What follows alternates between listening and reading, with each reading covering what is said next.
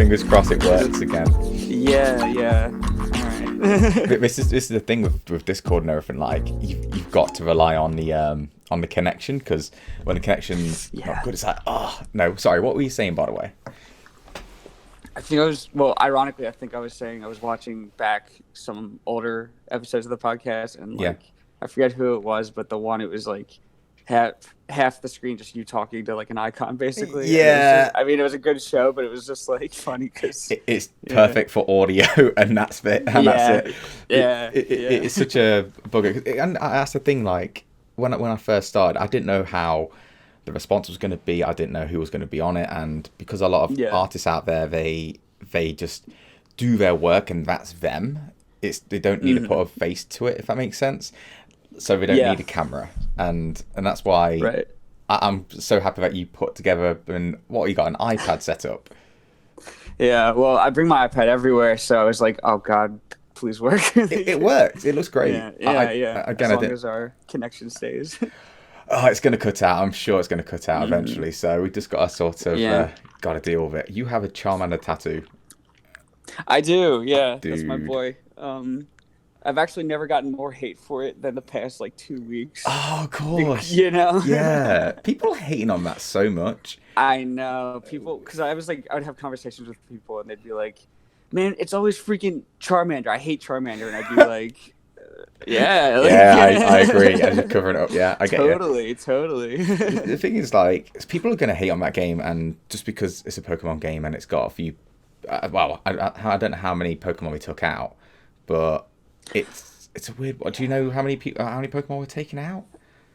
God, it's hard to. I know that I think 400 even number got in, but I don't know how many that leaves out, because I know they were getting close to 1,000. So Jesus. Damn, that's nuts. So if I remember correctly, I there's been a lot of misinformation about the game, so I don't want to be wrong, but if I remember correctly, I think it was 300 in the base game, and then there's 100 post game, so 400 total, something like that. I could be wrong. That might be totally wrong. Don't worry, people are just going to start going mad in the comments. So don't worry. No. Out again. It's okay. It's not too bad. We're gonna have to deal with this a few times. Yeah. I haven't played a Pokemon game since, I'm gonna say, Silver, Emerald, or something like that. I haven't touched it. The best ones. Yeah, the best ones. Yeah. And I don't know why. I think it was I got so attached to the Pokemon from them. I'm like, they're my boys, kind of thing, and I want to keep them with me, and that's it. I don't want to move on. And I was tempted to buy this game purely because it's getting hate, and people are boycotting it. I'm like, oh, I don't really care about it. I'm not really excited, but fuck you for trying to put everyone else's happiness down. People love it. Yeah, and it's cool because you have that outside perspective of I haven't played it in forever, and now that it has all this weird press around it, why not try it? This is the thing as well. It's bad publicity, but it's publicity in the end. People are hating on it, but people like to go against what people hate on. Sometimes there's always going to be that back and forth. So it's totally true. It's sometimes a market. Not that they do it on purpose at all, but sometimes it's good for a game to get hate, or let's say Death Stranding, people were going to hate on that game, and it made people want to buy it more because people are talking about it. Yeah, totally. And have you played it at all? Have you seen any videos on it? I really want it. I haven't had time to sit down and play a game, an immersive game like that. So I'm waiting on it because I have a backlog of things that I just have to beat, and I keep telling myself save your money. Stop buying games, beat the games you have already, and then reward yourself for beating them by getting more games. So, dude, but I love Kojima. Yeah, so, Kojima's great. I want it. Yeah. So, he's a bloody genius. You're in the exact same position as me, because even me, I have Borderlands 3 haven't touched in a month. I've got the Outer Worlds as well, which I really like. The Outer Worlds. Yeah. Just haven't touched it. We bought Luigi's Mansion and Death Stranding basically at the same time. And it's like, forgot about Luigi's Mansion. that's Emily's, like That's another one. Emily's, and Death Stranding's mine. But like, and I just keep, I'm playing it because I'm like, I want to complete this game because I know I'll get like a few hours in and then just move on to something else. Like there's that new Star Wars game. What's out? There's oh yeah, Fallen, or what's it called? I think it's like Jedi Fallen Order. Right? Yeah. I keep getting ads for it, but I'm like, I just want to skip this to get to my video. But I think it's Jedi Fallen Order.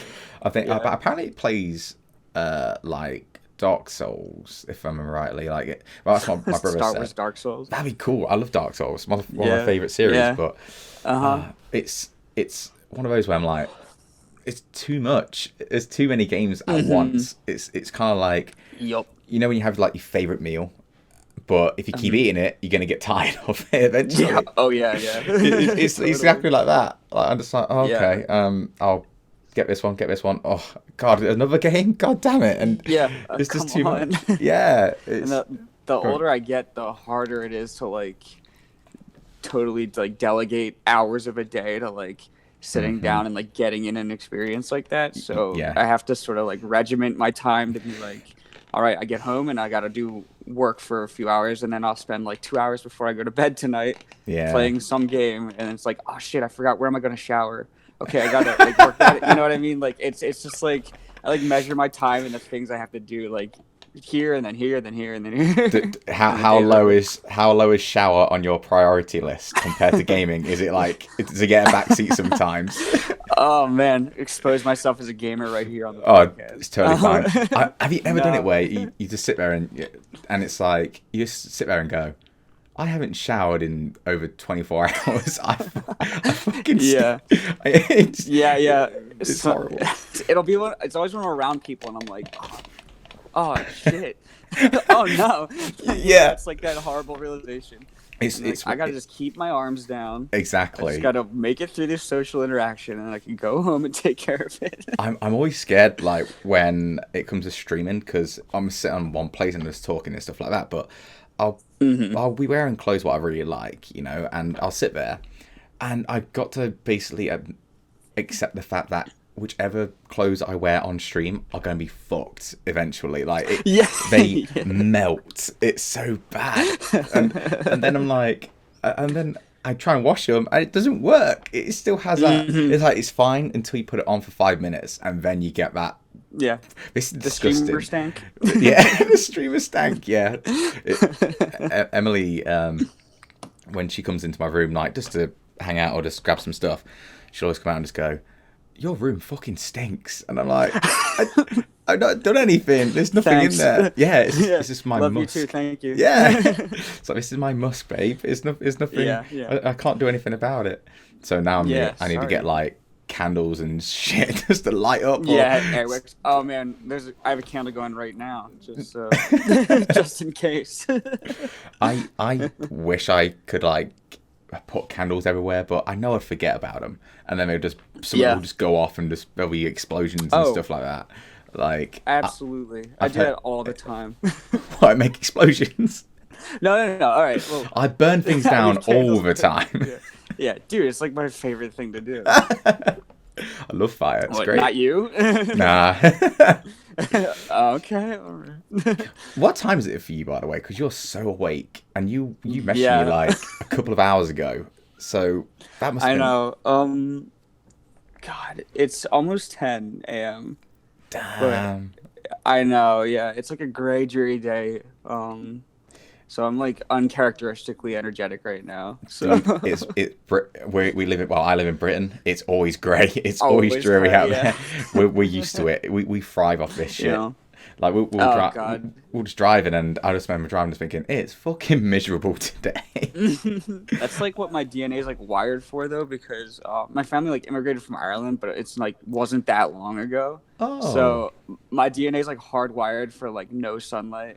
So on like bright sunny days, I just burn like. Oh, like, really? Yeah, all the time.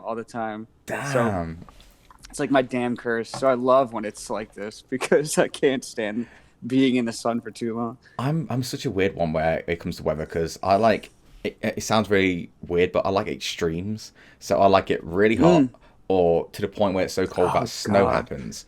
I don't like the in between. Like, Really? Okay. So right now it's raining, it's cold, but I'm just walking around going, I just want snow. It's like make up your mind, make up your damn mind. Go all the way. Totally. Commit to the weather, kind of thing. Because I don't know, there's something whimsical about snow, I guess. I love snow. Like I love the winter, and like I love when it snows a lot. A lot of people around here hate it, but I love it. You know.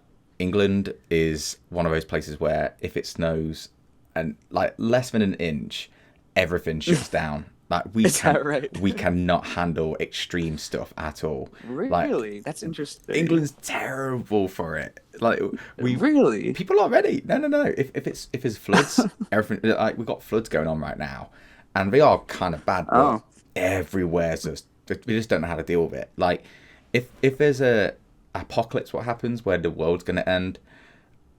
Straight up. Gotta give it. Oh, yeah, got it. I got it. It's okay, yeah, sorry, yeah. It will happen a few times. Yeah. It's all good. No, I was saying if there's like a end of the world apocalypse kind of thing going on, England's gonna be the first people to go because we will just we just will not be able to handle anything. Where just kill me. No, we'll just sit there and go, well, fuck, we're screwed. Can't do anything about it, so don't worry about it. We'll moan, might queue up to get some stuff. That's about it. That's about it. It's very English.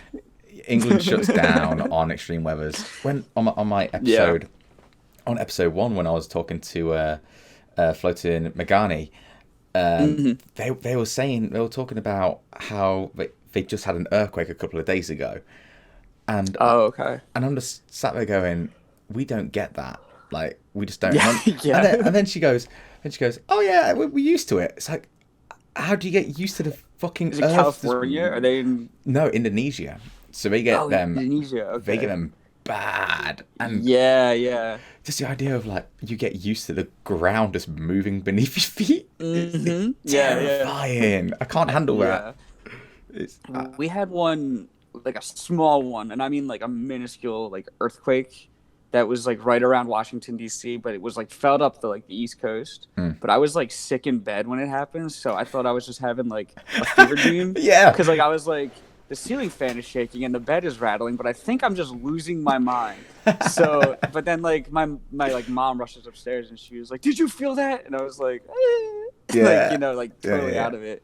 But then like it was so small, but like when you turn on the news, like people are coming out of work into the street, like, what was that? And it was like nothing bad happened, like buildings didn't fall, like no one died, but we're so not used to it that people were like rushing out of their homes, like, oh my god, like had no clue what to do. So I can't imagine being used to that. This is the thing as well, like, you know, we have zombie movies and stuff like that, and they're slow zombie, not 28 days later zombies. 28 days later zombies where they run, the world's full, we're dead. But like, let's say Walking Dead zombies. Well, how does society lose to that? Because but then what you're talking about is people panic. So what we'll do is we won't think about it. We'll just go together and go we just panic together. That's it. That's when the zombies take them out. And it's such a weird one because you're like, wait. I always just watch those movies and programs and thinking, how, when they're slow, how do you let that beat you? It's kind of like it's kind of survival of the fittest. Like, okay, well, you maybe we're supposed to be wiped out if we're gonna get taken out so quickly from them. That's right. See, the way I think about it always was my perspective on it comes from playing Resident Evil 4 like years ago. Is like, the scariest part of that game is trying to get Leon to like do anything. So like the panic I feel is when there's like this slow ass man walking towards me and I can't like aim a shot to get him, and I'd be like, oh my god, my body would probably just betray me and I wouldn't be able to function. Like, well, they intentionally made that, didn't they? They made it difficult in Resident Evil, because Resident Evil 4 is my favorite game of all time, by the way. So I love that game. Love that game. It's my favorite. Leon's my boy. Yeah, he's my boy too. They intentionally made it so when you hold a gun up, the laser pointer is all over the place. Like, it's wobbly because it's trying to simulate that. even though he's experienced, he still had a little bit of panic, and that's when you have the red 9 with the stock, and then it's like just it's super quick. Right, yeah. It's just the panic of like not being able to move when you shoot either, I think is a big one, because it's like you have to stop and be like, okay, I'm committing to this, you know, and while someone you're like behind. missing every shot. Totally. Yeah, and you're running out of ammo and you're like, I suck at this, I hate this. The worst bit's when you get cocky and because you feel like you know how to deal with it and you aim at it's usually you know the cat lady one was just going to say. So when we swing, we just go, wow, it's hit. So it's when you get cocky with them because you're like, I'm going to pop you in the face and then like do a kick. Yep. But then we do that little... the kicks. but then we do that little... and you're like, oh no, and then you get... Oh god, yeah. I can't That's tell the you. one thing. Like, go on, please. I'm playing through Resident Evil 2 Remake, and I like just playing as Leon again. I just want to do like backflipping windmill kicks whenever I get like grappled, and I'm like, no, and I just stab a knife into them. I'm like, oh shit, I forgot I don't. It's all about the suplex because you only get to do the suplex. I miss that shit. You only get to do the suplex when you get into the castle area. I think that's when you can start suplexing. But because when you're against the poor villagers who have no clue what they're doing, they're just farming, having a good time. Yep. And you just come in and go, America! Roundhouse kicking everybody. They have a chainsaw, really dude. Is that game? It's so good. It's I love it. It's the most ridiculous game ever, and totally. It's one of the only games where I can play through it over and over and over again. The majority of the time with games, I'm like a one and done kind of person, so I'll finish it and be like, okay, I'm done now. Don't need to play it again. Yeah. But Resident Evil 4 just keeps coming back year after year. Yep.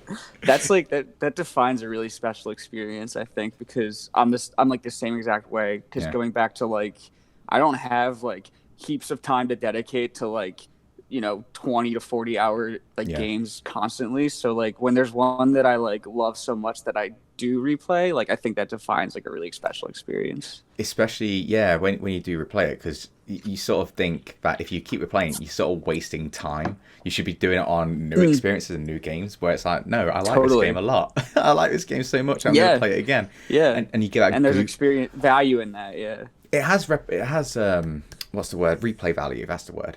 Where you get it's a Chicago typewriter. It's the Tommy gun as well. That's what you get. I think you have to complete like Ada's playthroughs and stuff. I think I can't remember, but like I remember playing that game with the Chicago typewriter, and I almost cried because there's bosses in that game where I would die constantly. So like, because I play professional mode because I like to challenge myself, and I remember playing. I forgot the big cheese. I can't remember his name. You know, the one who looks like Tyrant. He's got a Tyrant jacket. Yeah, I can't remember. I can't. But basically, I spent, I think, 2 straight hours trying to beat him on professional because I didn't have the right ammo and all that. Oh yeah. And then I go back through the game and I get the Chicago typewriter, and I just make mincemeat out of every single character, and then I get to the boss what I struggle with the most, and I'm just like, I hate this boss, and I just go, and it's done, it's finished. And I'm just sitting and go, oh, why? So satisfying. Yeah. Actually, what's more satisfying though, being able to do that or getting Ashley to wear the night outfit? Can you remember the night outfit at all? So I just I just always forget that like the rest of like the game's like half escort mission with Ashley. Like it's chaos. Like which is another layer of fear to the game for me. It's not fear. You said Ashley and it immediately brought me like, oh my god. Leon. Just that little Leon, oh my god. I was like, you sort of get PTSD from just listening to that. Yeah. Oh, it's like I don't care whose daughter you are anymore. Just fucking just president's daughter. Get away. Yeah. Just leave me alone. Like my god, it's but that's the thing. As soon as you get the night outfit, so that people like when it's so great when the enemies try and pick her up and they just keep collapsing because they're not strong Yeah, enough. yeah. It's so That's great. right. Yeah, yeah, That's yeah, that's yeah, why yeah. it's good Okay. because on your That second is well, good. Yeah. is it you said I can't remember when you can unlock the outfit, but when you have that, you don't need to heal her, you don't need to do anything. She's Yep. invulnerable, and it makes the game Just becomes so much better. Yep, because it does, like I said, it just removes that layer of like anxiety you have about like what the hell is she doing? Like, Yeah, it's for me, it's not yeah. anxiety or fear; it's frustration. It's like, dude, get the fuck over here! Like, stop. I know. Like a tight corridor with Ashley and like enemies coming at you is like my nightmare. Yeah. Because it's like Yeah. you're like I can't move around them because she's just gonna get stuck and I'm out of ammo. So what the hell do I do? Like I have killed Ashley so many times. Because Because she sometimes on ducks. purpose. It's just Oh yeah, yeah. so it's out of frustration. Yeah. Sometimes. Yeah. Yeah. When you expect her to duck and she doesn't, and then you just kill her, and you're sort of just going, yeah. And it's an instant kill as well. She doesn't get taken health. Yeah. It's just you fucked up, you're dead. Yeah, Like, yeah. There's so many I frustrating mean, parts. There's so many frustrating parts in that game, but it's just special. Like I think it created the over the shoulder look as well, did it not? You know, I believe so because the first three games are like isometric, aren't they? Yes. And they're like right. So I think it did, and then no, like that's no wonder why it's so like clunky because they're like just kind of created this like new way of playing like a shooting character. Yeah. They originally they originally made it. It was supposed to be Devil May Cry 4. It was supposed to be a Devil May Cry game. Oh, okay. If I remember rightly, that's why there's in the first hut when you killed a poor guy who was just having a nice fire lit dinner, whatever it was. Yeah. You go around the corner. There's like a chest with maggots and skulls and stuff. It's pretty much taken from Devil May Cry 4. You see the same image in Devil May Cry 4. And like, I don't know why it changed or anything like that, but yeah, the over the shoulder is so good, and it revolutionized shooting games. Yeah. Like Gears of War. I don't know if I used to love Gears of War, but that was the over the top shoulder with the what I can't remember. There was that weird run where we squatted, and as they're running, the camera shakes behind you as well. I can't remember what it's called. Yeah. It's like Rowdy Run. I can't remember, but like that's they made that like bigger and bigger and bigger. But it all came from right. I believe Resident Evil 4. I could be wrong, but I feel so. like that's it sounds right. Like I mean, there's usually like when you look at video games and stuff like that, it's amazing how much is derivative of like one game. You know, so like when you look at like Super Mario 64 or something, and then like the wave of like 3D platformers that came after that, you know, like you're like right. it's like ground zero for something really special. So Resident Evil I think it holds up so well because it is one of those games, you know, like where like it's sort of created this sort of like really good atmosphere. The fourth one also has like really good sound design too. So like you know, you'll be like rummaging through something or like it'll be in like a little hut and you'll hear someone just like scream at you in Spanish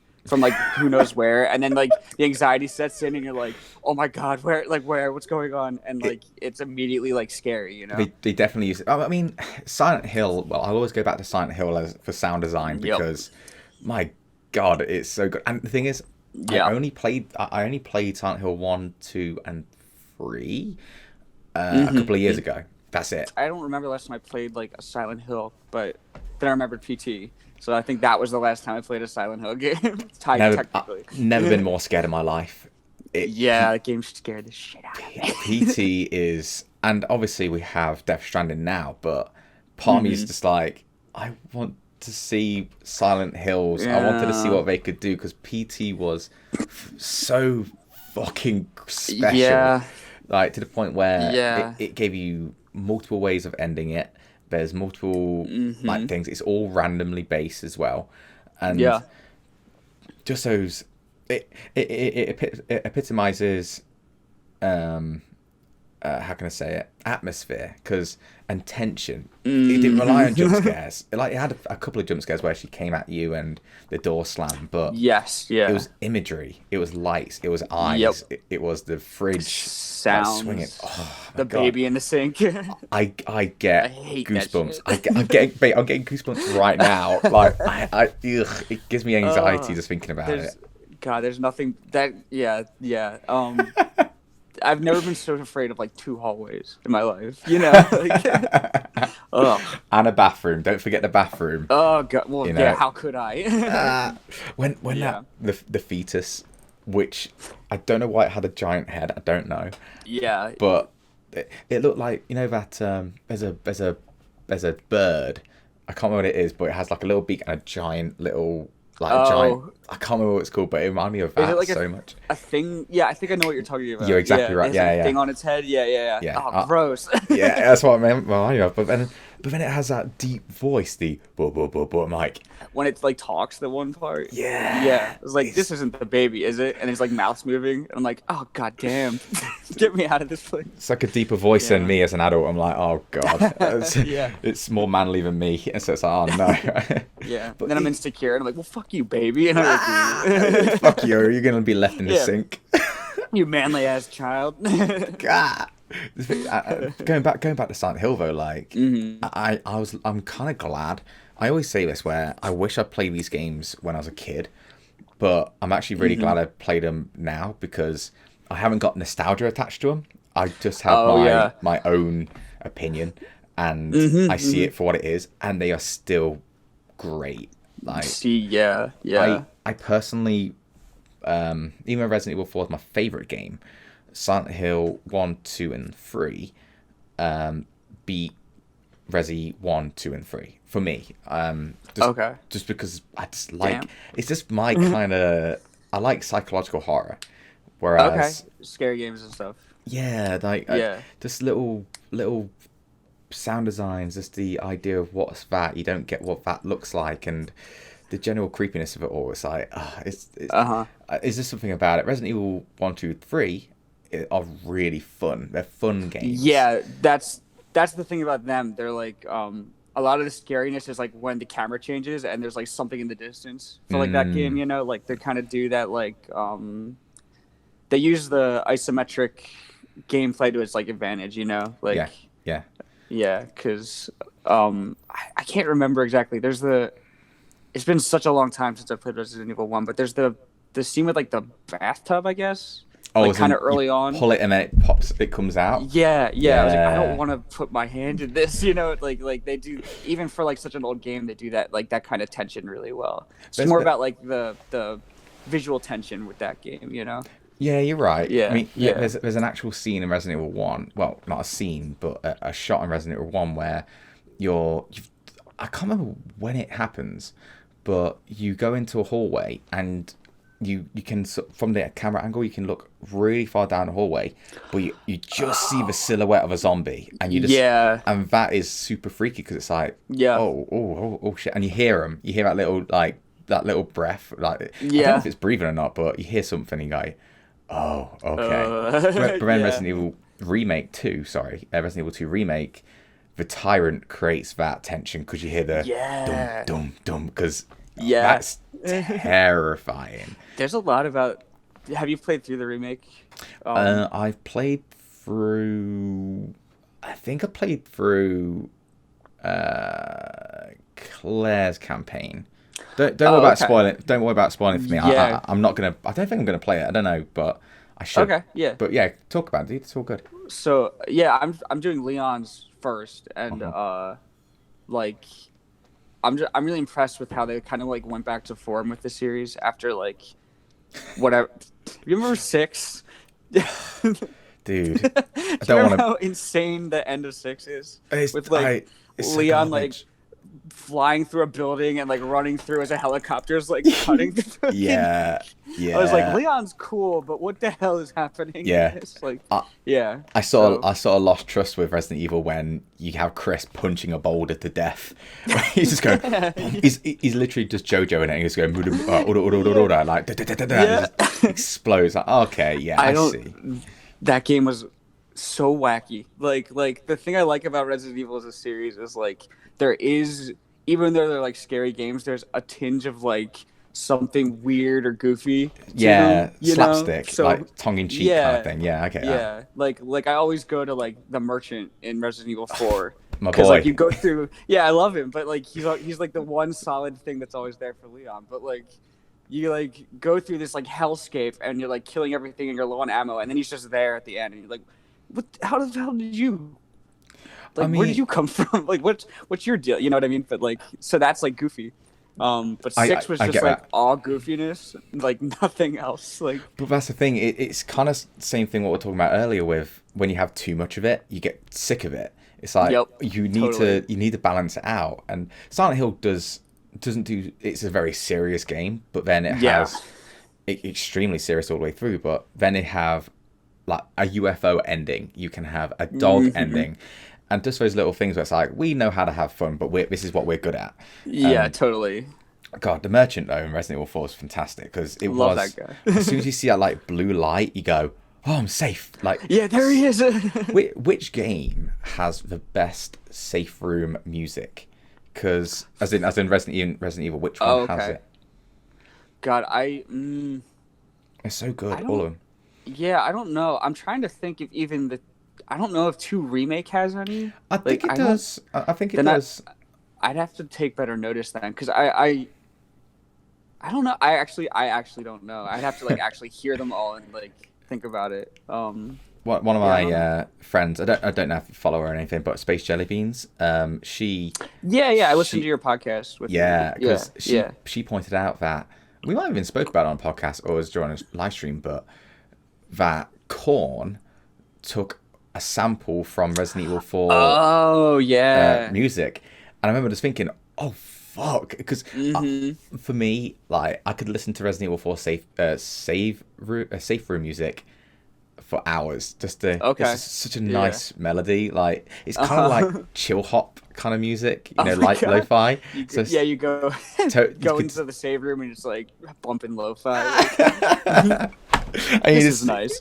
yeah, and you just see bloody the merchant just vibing in the corner like, hey Yeah, up. yeah. He's like at the desk, like writing his book. He doesn't Like, care. what are you buying? What are you vibing? What are you vibing? That's that's the title of this podcast. Hell yes. Yes, there it is. What are you Oh my vibing? god. But yeah, Resident Evil 4 is up there. I just don't get where they went wrong with. Oh, no, okay. Resident Evil 5 is great with a friend. It's a great co-op game. Yes. Yeah. On your own, Yeah. miserable. Yeah, I'm totally miserable. Totally Miserable. miserable. And then Resi 6 is just, you know what? I'll be honest. I played through Leon first because he's my boy.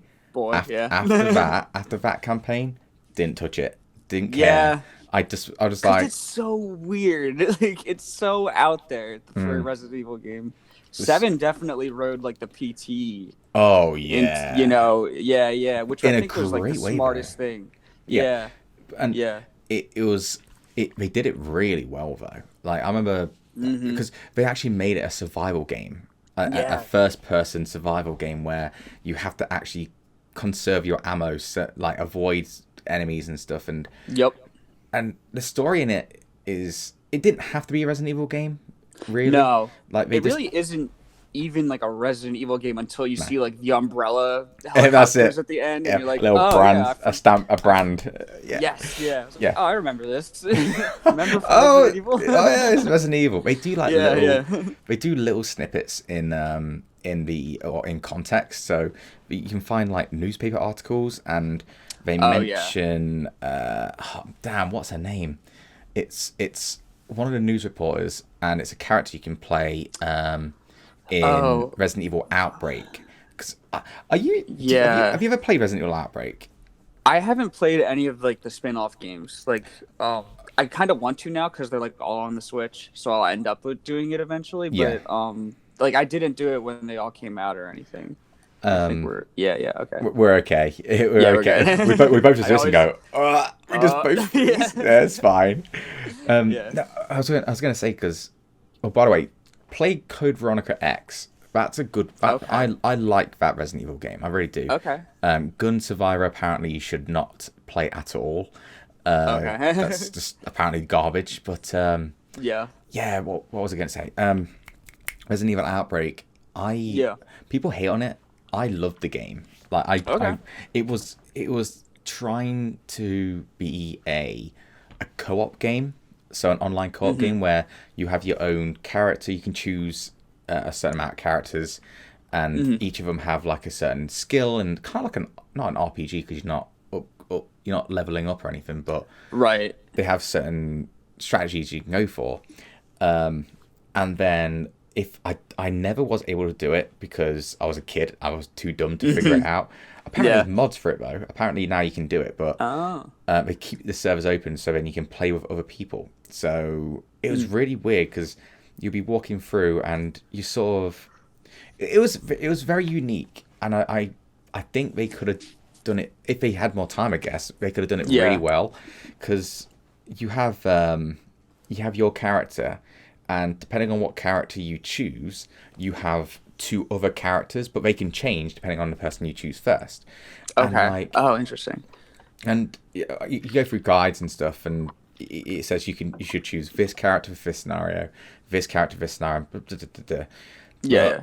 Just the idea of they could have been, this is your character, and an online person has this character, and they can move and solve puzzles while you're shooting zombies, and they can go in different rooms, and it was really cool. The concept of it was fantastic. Yeah, it sounds like a good idea. I mean, it sounds hard to implement, but it sounds like a cool mechanic to have. I wish where, I did it. Everyone has strengths, and they're doing different things at different times to help progress. I just had a flash. There's literally a guy. I can't remember his name, but I know he's I think he's a postman. I can't remember his name, but it's not that his power isn't the post mail in the game. And here's your oh god, he has terrible. Here's your delivery, and oh god. But terrible one-liners, delivering mail. That was so good. That was so good. Instantly, love that game if that was the case. Because then it embraces the cheese stuff. But his because everyone has specials. Like one has he can shoot better, he has critical hits, and one person is can unlock everything. And anyway, one of the characters, I've just remembered it. He plays dead. So he will literally just go, if you've got zombies, he'll just go, oh, and that's awesome. And it's like, oh, that's actually quite smart. That's great. It's so weird, and oh man, I can't think of a zombie game that lets you pretend to just die, just fall, play dead, that's interesting. It's really unique, and what's really weird as well is you can play the game, and the characters you who are your teammates are terrible. The AI in it is terrible. They'll just walk in and walk out and shoot whenever they want to, but they can just die. They can just get eaten. They're not invulnerable, but for the story it's oh no, this one died. That's it. Done. I like that kind of stuff, and I really hope they remaster it because it's so unique compared to all the other games. Or try again in some other form, implement the same things, but go forward with it. I don't know. It needs something. Horror's such a weird one now because most horror games are the goddamn exact same, and it's so frustrating. Go on, please. Well, no, I was gonna ask because I torment everybody in my life with this question. Have you ever like psychological horror and sound design and everything? Have you ever played Hellblade? Hellblade? Yeah, Senua's Sacrifice. I haven't. Loads of people have told me to. I saw your post about it on Twitter. I post about it once a month because I just torture I'm an unofficial spokesperson for Ninja Theory at this point because I'm always hey, have you ever played Hellblade? You played Hellblade? I'm yes, Pat. Biggest proponent. No, everyone's no, shut up. But I'm begging people to play it because it's one of the best. It's 8 hours long, so it's it's short enough, but it's one of the most immersive experiences I've had with putting myself into a character's mind because it simulates like psychosis as you go through the game. I'm not going to Ooh. spoil anything, but like the developers, and I could just turn this into a Hellblade podcast, so I won't. But I don't mind. like the developers, they like when they made the game, they were only like a studio of like 20 people. I think they're bought by Microsoft now, but so like they set out to do like a lot of research on like how mental health was treated like historically. So like, and by historically, like talking like 8th century, like what did they explain away certain like mental health conditions with? So they focus on psychosis. So they did a lot of like research with like mental health professionals and people who suffer psychosis to like create this like simulated experience of this character who is a victim of circumstance because like they can't explain what psychosis is in 8th century Scotland, you know? So they it takes place during like Viking raids, and you're like the last survivor of like these Viking raids, but you survive because you've been outcast, because the voices in your head are being explained as like a curse from like gods, which is like how they treated people. So it's sort of you coming back thinking that you have, well, your character sort of is like going to like try to dive into like the Norse hells to like get her like dead lover back, basically. Nice. So, but she's hearing things the whole game, and it simulates that as you play in your headphones. Ooh. So depending on what you're doing, you'll have just like distant voices laughing at you or like criticizing you or like comforting you, and it's very, very unsettling. Ooh. But it's amazing. How much did you get paid to put to say this? Buy it now, on sale right now. You use code PatMakesArts. To get another $5 off. I know. No, I just love that game that much that I'm willing to be like, you know what, Ninja Theory, don't even pay me. I'll just tell everybody in my life to play this game. That's the thing though. Like there are games out there what just do that to you. Like I'm kind of I haven't really touched it properly, but like kind of in the same realm for Death Stranding right now, where I haven't played it enough to really understand anything, but I feel like I get it, and now I'm like I want people to play it because I want them to get it. And understand it. But going back to what you're talking about with putting headphones on, hearing certain things, it was only until I got my PC that I actually used headphones while gaming. Like I always used a huge difference. I played Dead Space 1. Oh my god! Again. I didn't know how good the sound design was until I put headphones on. There's so many things you miss. Is incredible to play with headphones on. Like, and my brother and I played it years ago without headphones on because we were playing together. But then like once you put headphones on, it's like, if you could make Dead Space 1 scarier, just put headphones on. And you do. You're totally right. And that's the same experience for me. I was playing it, I was like, holy shit, I can't remember the whispering going on. Or the little droplets of blood going off in the background. You just sit there and just like gurgling sounds. Like exactly. It's so good. Like, and this is the thing as well. We talk about, when people talk about horror games, you go Resident Evil and Silent Hill usually. People forget about Dead Space. It's because I think of the way 3 went, I guess. I don't know. Like I think Dead Space 1's almost like a perfect survival horror experience because a lot of it, like my favorite game is Metroid. So like whenever I play like space-based like scary games, I always think of like, what about like whenever it reminds me of like the original sort of like isolation feeling of like Metroid, it like the experience is like so much better for me because it makes me feel sort of like you're sort of assuming that character's like thoughts, because like Isaac doesn't really talk in the first game. He talks a lot in like the subsequent games, but like he doesn't stop talking. And he's just like talking. an engineer. Which I think is to the game's detriment, because like in the first game you're just this engineer going to fix something, and like then you're left all alone, and he's not like in his mind like, oh my god, oh shit, oh fuck, you know what I mean? Like it's like you. So you're right. It's sort of your thoughts sort of become like Isaac's, like, and your reaction sort of becomes like what you imagine this character's like reacting. So I think that's what makes games like that so strong. But then when you have like Isaac talking up a storm in like the second and third game, and like even in like Metroid Other M, Samus is like narrating everything, and it just like ruins it because you lose that connection that you have sort of like masking yourself with the character, you know. That's always a sign of a great game, though, isn't it? When you can actually become Totally. the character, because I think that's why first-person shooters became so goddamn popular, because you feel like it's you doing it. And yeah, you're right. Like as soon as the person starts talking, you sort of go, okay, that's not the voice I wanted, or that's not what I'd say, and it's not what I thought. Like no, kind of stuff. But for Dead Space 1, I always think of Isaac as like the tough dude.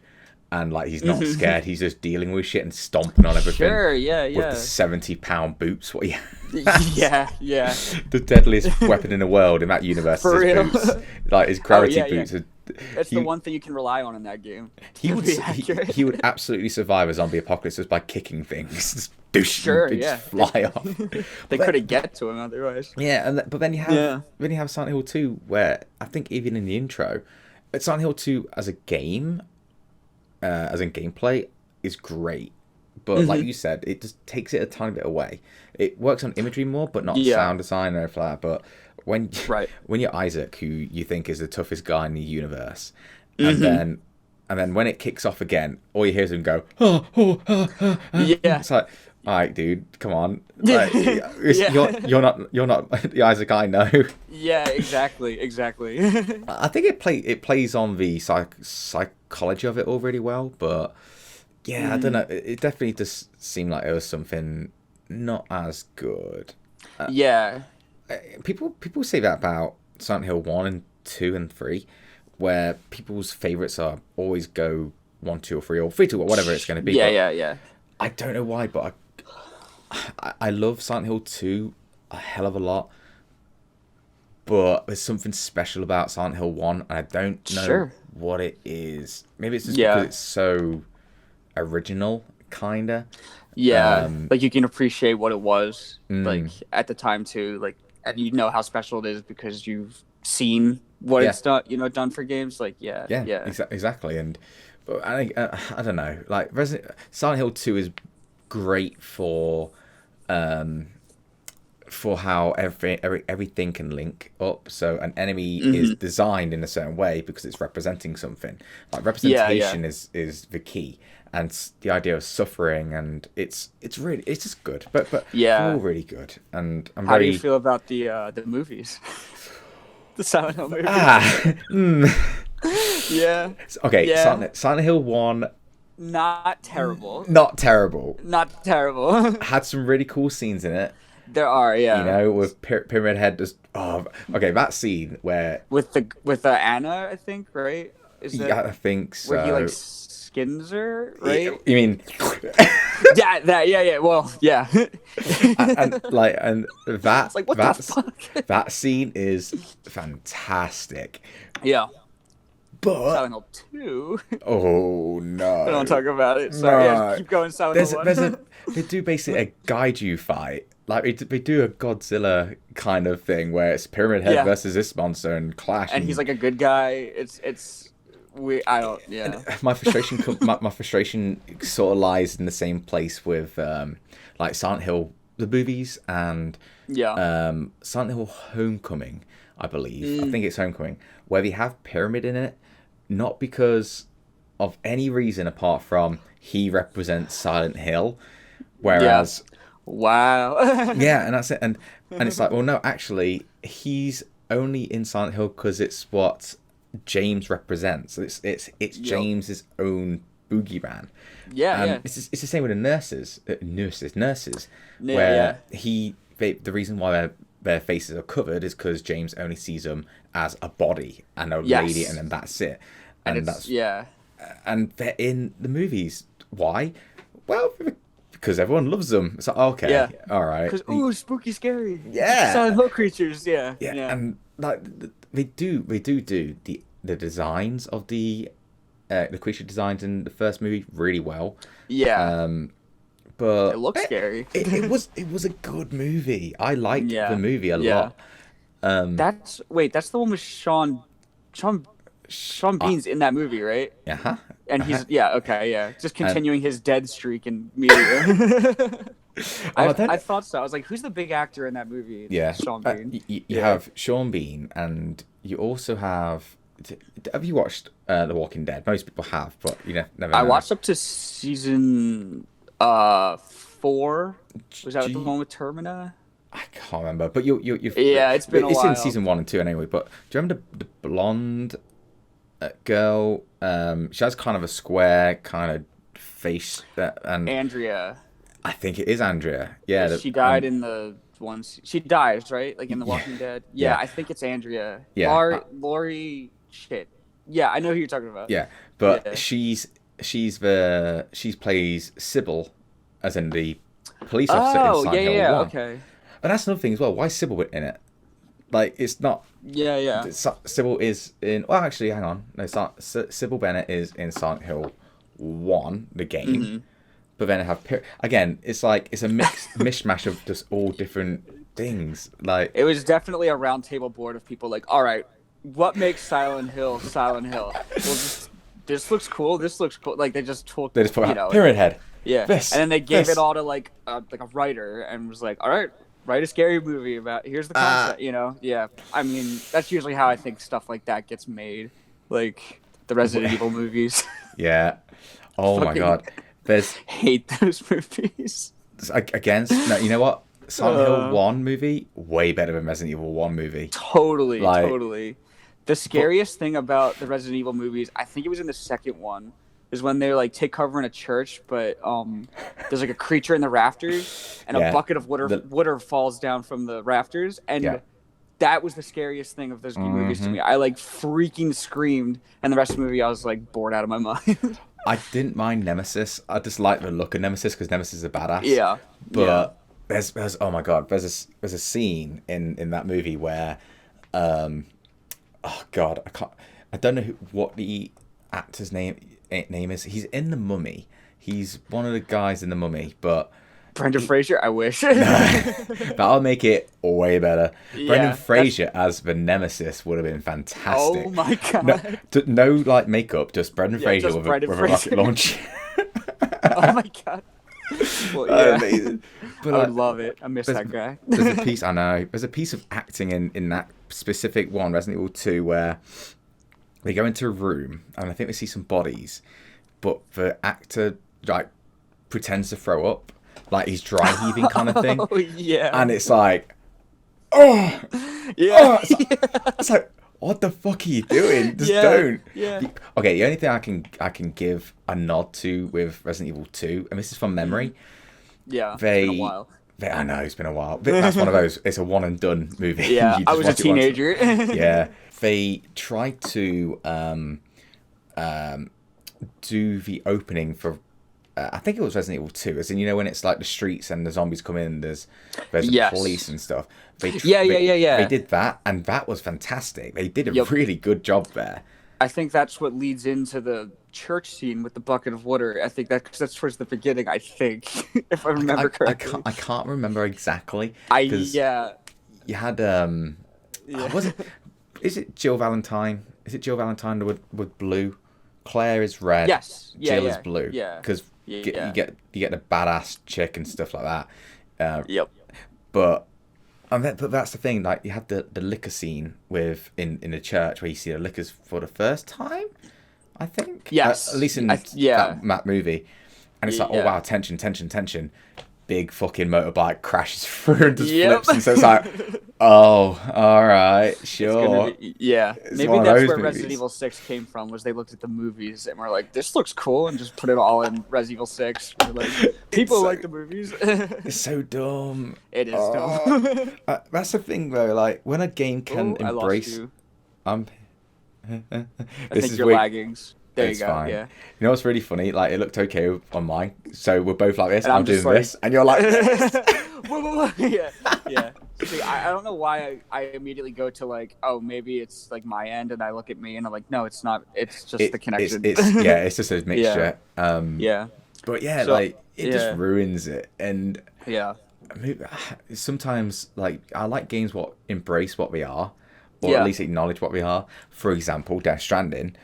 Okay. The delivery is your Amazon Prime delivery people, right? Or pizza featuring delivery. Baby. Featuring Baby. But you have like people have done like the pizza delivery service and stuff like that. You know, doing Spider-Man. And Kojima and the writer's been so goddamn smart, because in the game you actually deliver pizza, because they know that's what pizza time. You literally, it's pizza time. You deliver pizza in the game. You also you also deliver cum. You deliver semen. You do. I gotta get this. It's like, oh, quick. It's like, oh no. That's so cheeky. It's so good. That's great. I can't wait to play it. It's unapologetically cringy, and that's what I love about it. It's like, you've given someone free will and $300 million or whatever it is. Yeah. And you're just gone, enjoy.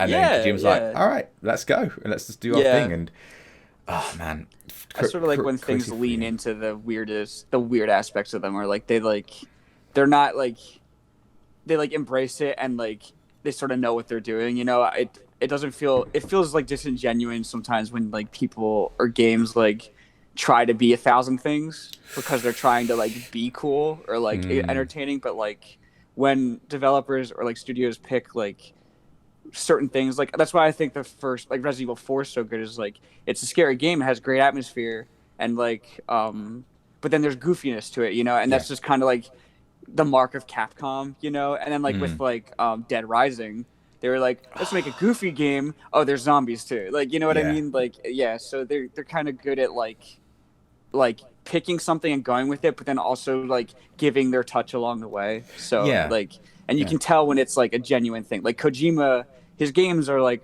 you know, pretty artistic and they're like kind of weird, but like there's always a tinge of like really interesting creativity to them, like that's sort of twisted, you know. So that sounds like right in line with a Kojima game. Kojima wants to be a movie director. But here's the thing: people have said like, well, why do you just do movies? Because movies, there's 1,000 Kojimas out there for movies. There's so many movies out there that are convoluted and all that kind of jazz. In video games, it's unique. So Kojima going into movies would be great, but it'll be flooded. There's too many people like that. And it's a different experience too. Like you can get like that's why I love Hellblade, is like if they made a movie out of it, it would probably be a good movie, but like the best thing about it is like living that experience, you know, like, and it's a cinematic game, like it's mostly cutscenes with like pretty easy gameplay in between, you know, and like there's like combat and stuff and like some puzzle solving, but like it's nothing like spectacular. But then like you're trying to get to like the next experience for this character, because that's what like has you like sort of part of it, because like, you're connected to that, you know. You're almost describing Death Stranding. Like, perfect. Seriously, I'm gonna love it. You will. I think you will, because I was so worried about it. Well, I think a lot of people were after the drama with Konami. They were like, "Oh, I hope it's good," just because. You feel for him. You want him to succeed. Like, he is the biggest game developer, or whatever he can be called. But I mean, look at his damn resume, like up to this point. Like, well, dude, that's the thing. I feel bad because when me and my partner M, my brother, his partner, and Space Jelly Beans, we got to meet him and just like to. Oh, I saw your picture. Yeah, of him. I felt kind of bad because I felt kind of bad because before this, the only like experience with Kojima games was through a YouTube channel called Two Best Friends Play. I've never played any of the Metal Gear series. Never. What? Oh, I love Metal Gear. Dude, I know, dude. Every time. I hate it because now Konami, I doubt they're ever gonna re-release Metal Gear. Like, so now you have to basically like buy the collection on PS3 and then have a PS3 to play it, basically, and then like then you have to get the Phantom Pain and stuff, and if you get the chance to play them, you should. They're very. I really good. Want to. I really want to. Yeah. I mean, I've been toying with the idea of actually doing again. I've been trying to like get back into making YouTube videos and stuff, not just podcasts and streaming, but actually make some videos. I'm toying with the idea of making a playing Metal Gear Solid on there, but I'll see. It depends. It might be one of those where I'll play it once and then go, you know what, this is a game for me, so I'm going to play it for me. Sure. It's a weird one. It's cool. It's like the perspective I look at it is like Kojima writing what he thinks spies in America are like, basically, and then it's like a Japanese perspective of like spies in America, and it's totally wrong, but it's badass, you know. So it's just a lot of fun. I think that's his framework. It's what he thinks America is like. Oh, because Death Stranding's like in America too, right? Like it's like you're rebuilding America, or you're like connecting. You're connecting, colonies, right? Everything's connecting. It is the most like on the nose kind of stuff you'll ever have. Like, well, for one, people are being called bridges and strands, and it's like it's so obvious, but it's again. It's so unapologetic about it that you go along with it. You go, yeah, of course it's that. And gotcha. it's so good. Like, obviously I don't want to spoil anything. Yes, but just play it. It's great. Yeah. And you've got to. What kind of games are you into? Because obviously you're talking about Resident Evil and stuff. But what's your like go-to game? If you could choose a genre, what would it be? That's hard. I think anything that allows you to sort of. Oh, damn, I don't know. It's hard. It's such a hard one.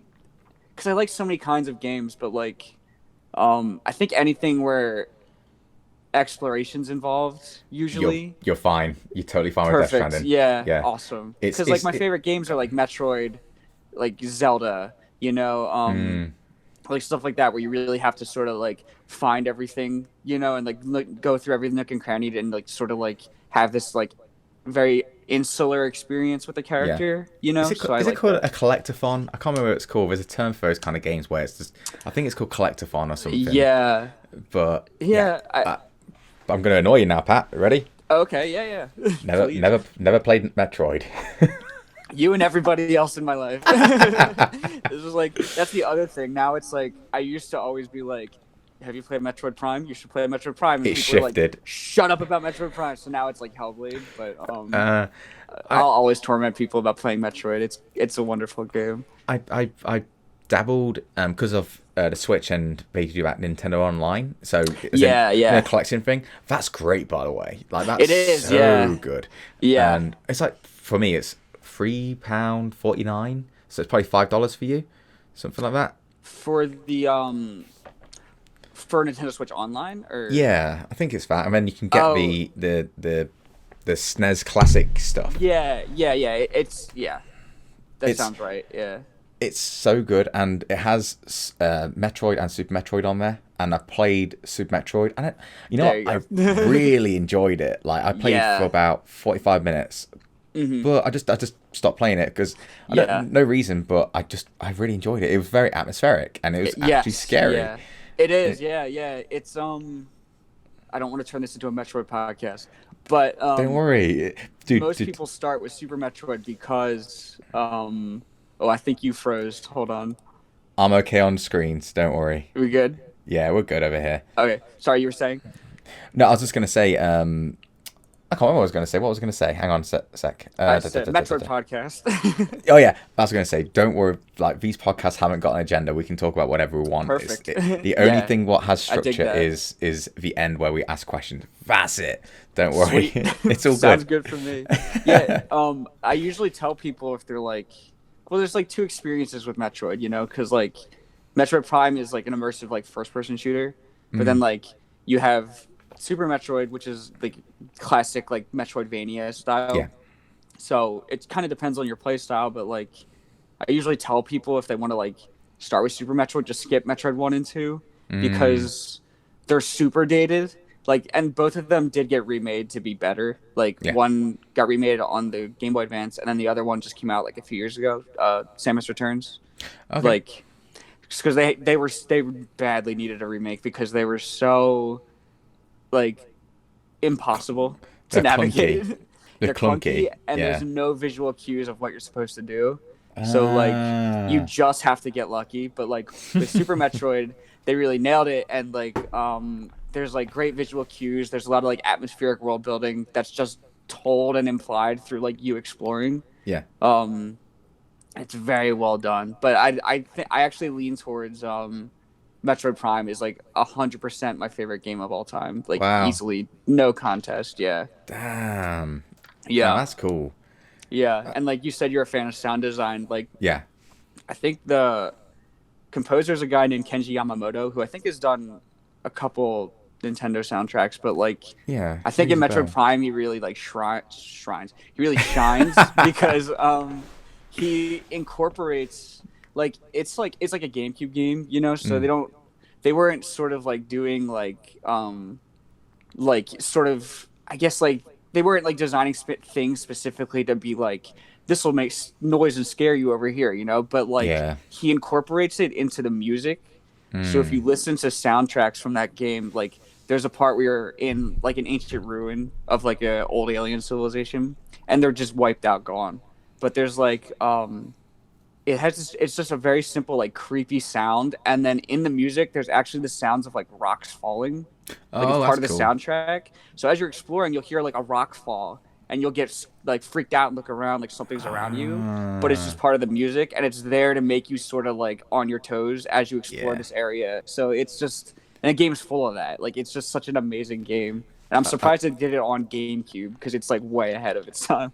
I feel like we've got very similar tastes in games, dude. Like, by the way, people who haven't realized, like, this is the very first time we've ever spoke. I know. It feels like we've been hanging out for ages, kind of thing. It's nice.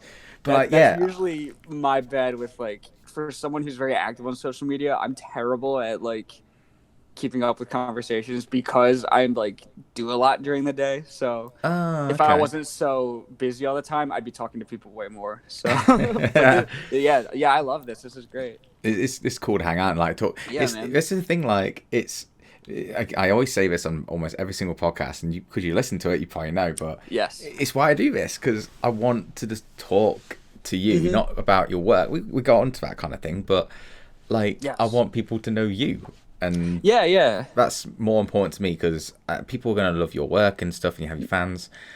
Also, the reason why I reached out to you was because of cool Maddie Draws, who mentioned you in the podcast with them. Because we were saying like, who's your inspiration? And they said, do you remember our message saying, "Oh, you were mentioning this one. I hope that's okay." Oh yeah. Oh, that's awesome. Yeah, and so it's like. Because as soon as I said like you're going to come on, I was like, I'm going to message Maddie because I know she's such a big fan of you. So I was like, all right, I'm gonna, and I've also made it so the questions I said to her, I'm going to ask your question first because this wouldn't have happened otherwise. That's so great. Yeah, I'll have to check them out. Yeah, that's awesome. They're really good. They're really unique. You know how your style's very unique as well. Thank you. Yeah, it really is. I love your work.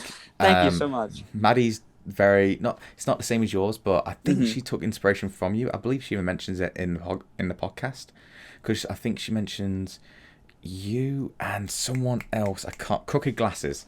Amber. Yeah.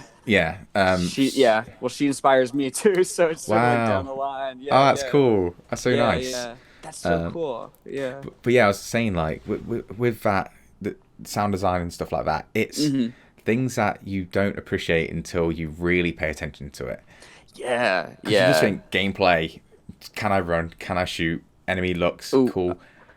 I lost you there for 1 second. It's okay. Sorry, I lost you. You were saying... Yeah, it's okay. Gameplay, and then it got cut off. It's fine. This is going to take a lot of editing, but we'll be fine. Sorry about that. No, it's fine. No, I was just saying that when we were playing games when we were young, it was more a case of just, do I enjoy the actual gameplay, not the atmosphere? Yeah, it's me playing Sonic Adventure 2 Battle 1,000 times as like a kid because it was just fun to like run as Sonic, you know. Yeah, that's the thing. Yeah, Like, but I was a kid. yeah, you can get away with that kind of stuff. And I get like, sort of linked back to what I was talking about earlier about Silent Hill. When you're older, it's like you've refined your taste. Sure. You've become a connoisseur of games. Yeah. Not just a fan. And Yeah. it's always interesting to hear people's difference, but what people love about certain games. And me and you are so similar with that because if it sounds good, it makes all the difference. You could have like a blank screen almost, and just close your eyes and you'll hear it, and it could be creepy as fuck because we like listening to that kind of stuff. And it's so good when you find a game what ticks all the boxes like that. Yeah. And that's I think why I always go back to, like, you go back to Resident Evil 4, and I always go back to Metroid Prime because it's like it is all that like wrapped up in like a you're freezing now top, and it's like if you want that, you know what I mean. So sorry, it's Pat, like, you froze then, buddy. You know when I saw you do this with you're doing the bow, like you very delicately did this, and I was like, oh no, Pat, it's freezing on that bit.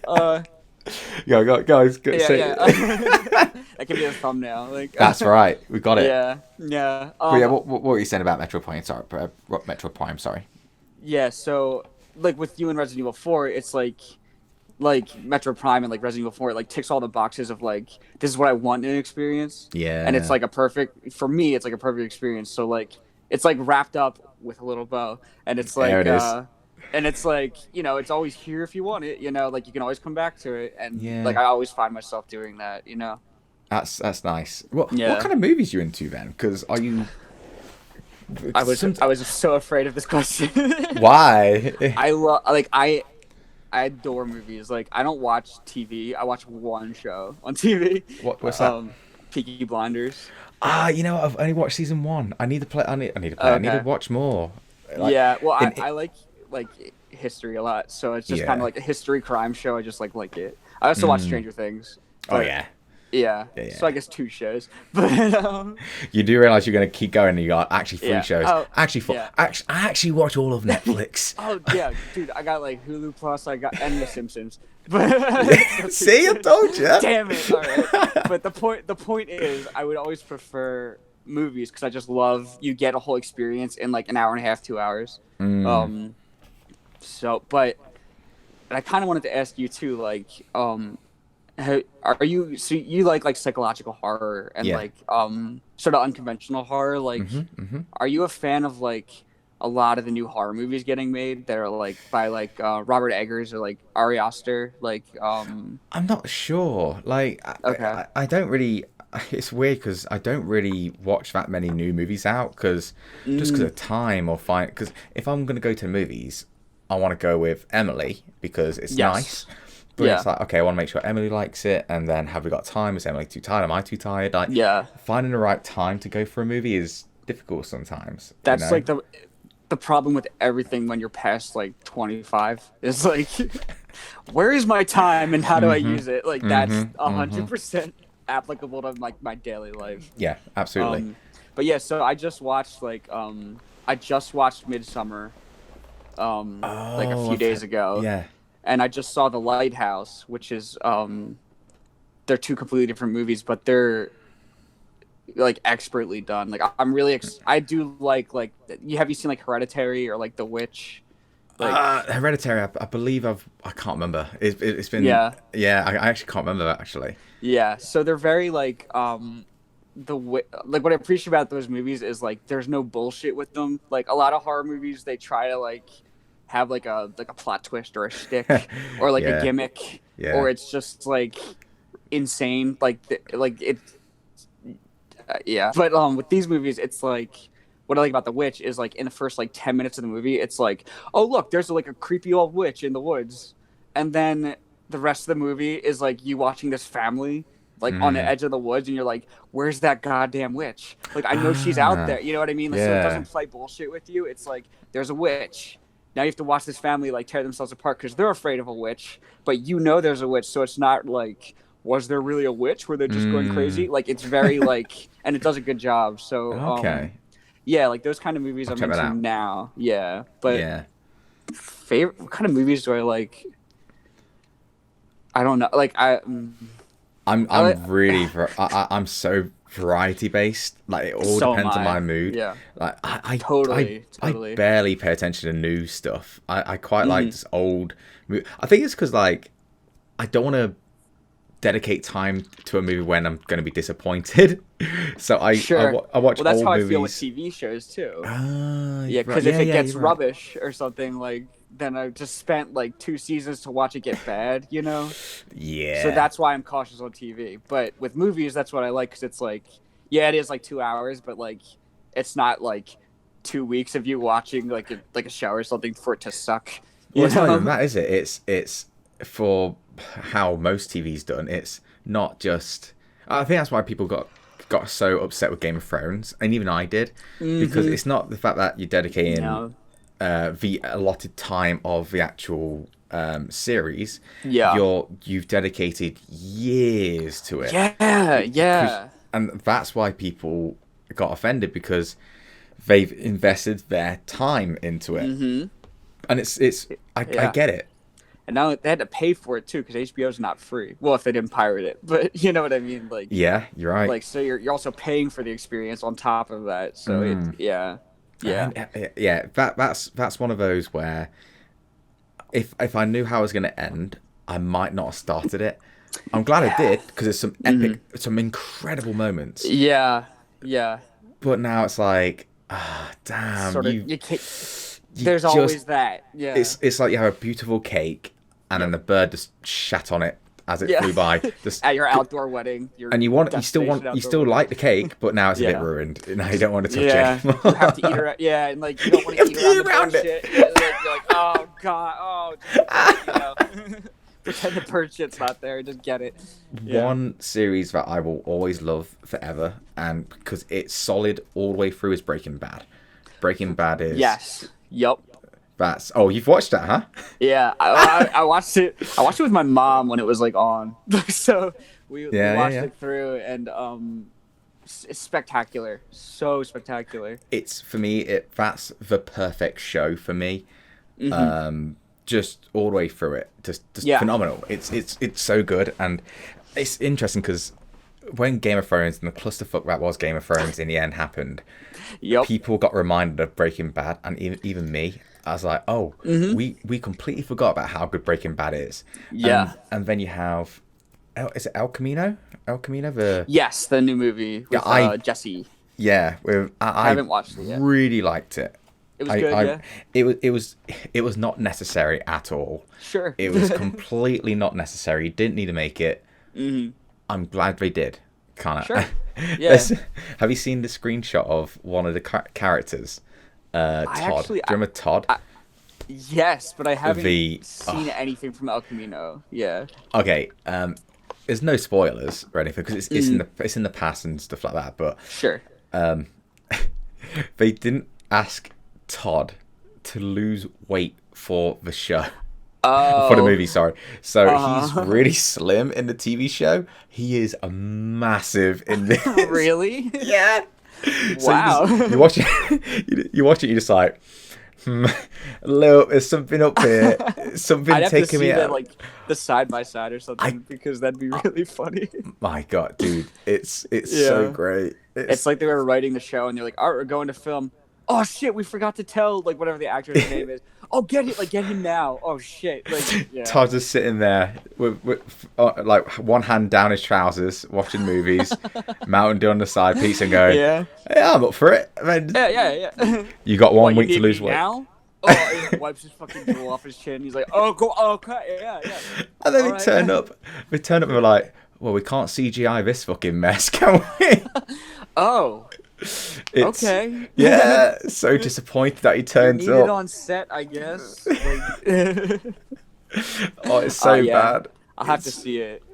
But yeah, going back to Yeah. movies, like I go for old movies because I trust them. Like I go Sure. for I go for classic movies. What I used to do a thing where I'd go on IMDb and go on top 10, whatever it is, and work my way through them just Yeah. to see if I do like them. And I watched I think it is my favorite movie of all time right now. But with Shining, Oh my God, spectacular. it's Yeah. going back to everything we've been speaking about this podcast, but everything about it is so good. And Yeah. Jack Nicholson's performance is. Unreal. I'm sat there going, Yeah. fuck, how did he do Yeah. it? And then you feel bad for her now because she's had like some hard times, but Shelley Duvall Yeah. is like the faces she makes was like that's like the horror face, you know what I mean? Like it's like the screams and the yelling and like the anxiety on her She's face, shaking, like, and so good. Yeah, she looks like a mess at the end, but it's like because like what a horrible experience, you know? Yeah, like, you're not gonna look pretty in that experience. No. You know? But that's what's cool about it, you know, is it makes you feel sort of like it really makes you feel for her because she's just going crazy by the end because of like all these things that are happening to her. Yeah, she's trying her best as well, isn't she? She's trying exactly. She's the one who's trying to keep it all together, and you just see the it's not even it's actually not a gradual breakdown. It's quite quick. It's like, I swear he's in that house for like 2 days and he's nuts. Yeah. He's fucked. The scene where I started to feel very weird about him was when he's throwing the ball against the wall. Yeah. That scene over and over, and it's like, what the hell is he doing? And then from there, it's just like all downhill, and it's like, oh god. It's such a I don't know what it's not a. It doesn't escalate. It declines. His mental his mentality. It's like a precipitous drop from there. Yeah. It's so good. The bit where he's typing. Because the whole point is he's like got writer's block and stuff like that kind of thing, really. Yeah. And he well, actually it's more about the Indian burial ground and stuff like that. Anyway, when he starts working, where you actually hear him typing tap tap tap tap tap, you're like, oh well, he's finally doing the thing that he's been set out to do. Yep. And then she comes in and he's like, I'm working, don't interrupt me when I'm fucking, and he's like having a go at you, like freaking out. Oh and shit. She's just being like as kind as can be, you know. Yeah, she's supporting. Yeah. I think there's something wrong with him. Just slowly backs out. Like, I think my favorite scene is like, there's so many great tense moments, and obviously you have the kid and the trike going around the corner. You see the twins. Yes. And you see the blood flooding out the elevator and all that kind of stuff. My favorite. What were you gonna say? Sorry. I was gonna say I always go back to that hotel room with when she like looks through the door and the dude's getting like head from the bear suit. Yes. And it's like, what the hell is happening? Please move on. Like it just adds to the insanity of everything going on. It's really cool. But my favorite scene is the bar scene. So when Jack Nicholson Jack is at the bar and he's talking to the barman, and like when then for no other reason he starts to establish that he had hit the kid ages ago, and he was trying to make it his son's fault, and it's like just how he does it, and even in those moments he starts to crack, and it's just so good, and then you have the death stare what he has as well, where it's just about a 10-second shot of him just staring out with no expression, just and it's just a slow pan away. Oh, is it slow pan in? I can't remember, but I just remember thinking, fuck. Yeah. It's wonderful. A lot of it goes to Stanley Kubrick's sort of directing style too. Like I was just talking about this movie yesterday, but like they didn't really have like, I think the movie was made in like 70, 75, something like that. They didn't really have like rigs, like the technology to do like slow panning shots or like, you know, things but it was the first technology to make the first movie to make use of technology that allowed them to like sort of cart a camera around, which is how they sort of get those shots of like the slow moving like single take, you know, or like following Danny behind on the trike, like that's how they get those shots. And that's, I think, the visual of the movie really adds to the tension because it's like you have so much to kind of look at, and it's from such odd perspectives that are like, it just unsettles you, I think, as a viewer too. It's like, it's so well done. It's it's definitely. I think it is definitely my favorite. I used to say like The Dark Knight was my favorite, and I used to say Return of the King was my favorite. But I love that movie. I love it, but you have to prepare yourself for the journey. It's like you have to sort of sit and go, all right, Lord of the Rings, let's go, and you have to get into it. Like it's. I don't like watching the movies on their own. Like if I want to watch Lord of the Rings, I'm like, I have 12 hours to dedicate to watching Lord of the Rings. You know what I mean? Because like Return of the King is a fantastic movie, but like if you watch like Fellowship and Two Towers leading into it, like you're still guaranteed to just cry at the end. Like there's like it just builds up to that perfect like ending with Frodo and everything. And But I think it took me 2 reruns or rewatches, if you would, to realize, because it's insinuated that Frodo and Gandalf are dead, right? That they're leaving Middle Earth at least. I always thought it was that they died. Like Gandalf is resurrected because he's great, and then he turns into Gandalf the White. But I swear something about Frodo as well. I actually don't know. I mean, I know it's kind of sort of up to you, I guess, to sort of what happened to them afterwards. But I guess, I don't know, because the elves are leaving too. I don't know if they're leaving to like start another civilization, or they're leaving to sort of die too. But like he like leaves with them. Like I don't know. Oh, maybe actually, because I just interpreted when you said elves, I was thinking of the hobbits. I was thinking of hobbits instead, but okay. No, I'm with you.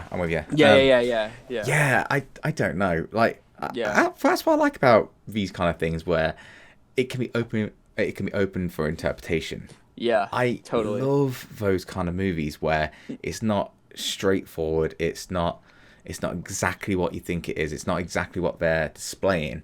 Yeah, it's up to you. And I looping back to gaming, I guess. It's kind of why there's certain games like Resident Evil 1, the very, very first Resident Evil 1, where graphically not that good. Yeah. But because of that, it gives you the opportunity to fill in the blanks. It gives you, totally. Like, do you remember that Resident Evil 1, the original Resident Evil 1, had an FMV opening? As in a real life act. It was acting. Yeah. The PlayStation 1, right? Yeah. Yeah, I do remember that. Yeah. It was the cheesiest shit I've ever seen. Yeah. It's like they're literally it's this is Wesker, and sorry, Wesker's doing his hair. I think he's doing his hair in it. Like God. It's so very camp. It's fantastic. Whatever the hell. it's very its era. Yeah. And but like I said, like those kind of things where because you can't see it clearly, it gives you that little bit of a like tension, because you're going, oh my god, what is that creature? Kind of like, I'm assuming you've watched John Carpenter The Thing. John Carpenter's The Thing. Oh yeah. That's I love John Carpenter. Yeah, that's a sensational one. I can't watch that with Emily, bless her, because she doesn't like the dogs. She doesn't like the dogs going. Oh yeah. Why does he always kill the dogs? He kills them in Halloween too. Like I mean, like Halloween is like, if I'm talking like classic horror movies, that's like my go-to favorite. Really? Yeah. I mean, it just holds up so well, you know. It started a huge wave of just like trash slasher horrors, films, but like that one's really well. And then with the end, they could have ended the series there with like he falls out the window, and then they look out the window and he's gone. And then it's just the mask breathing over like stills frames from like places in the movie. End it there, you're fine. But they made 10 sequels, so that's all it is, dude. I'm a big fan when things have endings, like, because it's a full experience. Like, I hate when things go on forever, and I'm like, The Walking Dead. Yeah, that's like kind of why I fell off it, because I was like, okay, all right. I was the same. Yeah, got all the beats. I get this. I was the exact same, dude. Like, when something's, you can have something open ended. Yeah. But you've got to leave it open ended. It's kinda like, unless you know that, going back to Lord of the Rings, you know there's an ending to it. You can sort of go through this part and go, okay, I know what's going to happen. There's definitely going to be this and carry on. But when you just, so you sort of know there's an ending, but when you're in The Walking Dead, for example, and you're just sitting there going, when is it going to end? Yeah, because there's not really like an objective, right? No. Like it's just survive under whatever circumstance you're thrown into this season, and then like see what comes next. And it's like, okay, a new adventure awaits. Fuck off. It's the same shit, but in a different place with a different scary group of real people. Who are the monsters? Like that kind of shit. Over and over and Who's over. the real monsters? Zombies or humans? Yeah, it's humans. We know this. We've known this since season 2. Season 2, we knew humans were the fucking bad guys. That's what makes Breaking Bad so special, I think. Like back to what you said, is because it's perfectly, perfect, full-rounded experience, you know. And it finished at its peak. Yep. Because not many people watched season 1 and 2 when it came out. It was have you heard about this? Because that's what me. I heard about it and I was like, okay, let me. I think I illegally found episode 1 because I was like, I don't know where to find it, so I'm just going to Google it.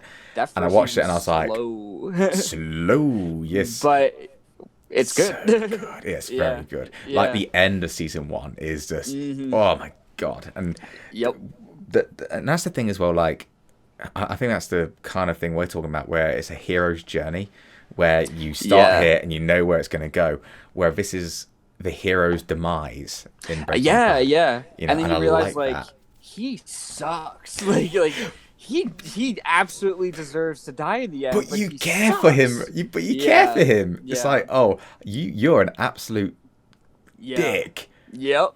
Please don't die, though. We like you. Yeah.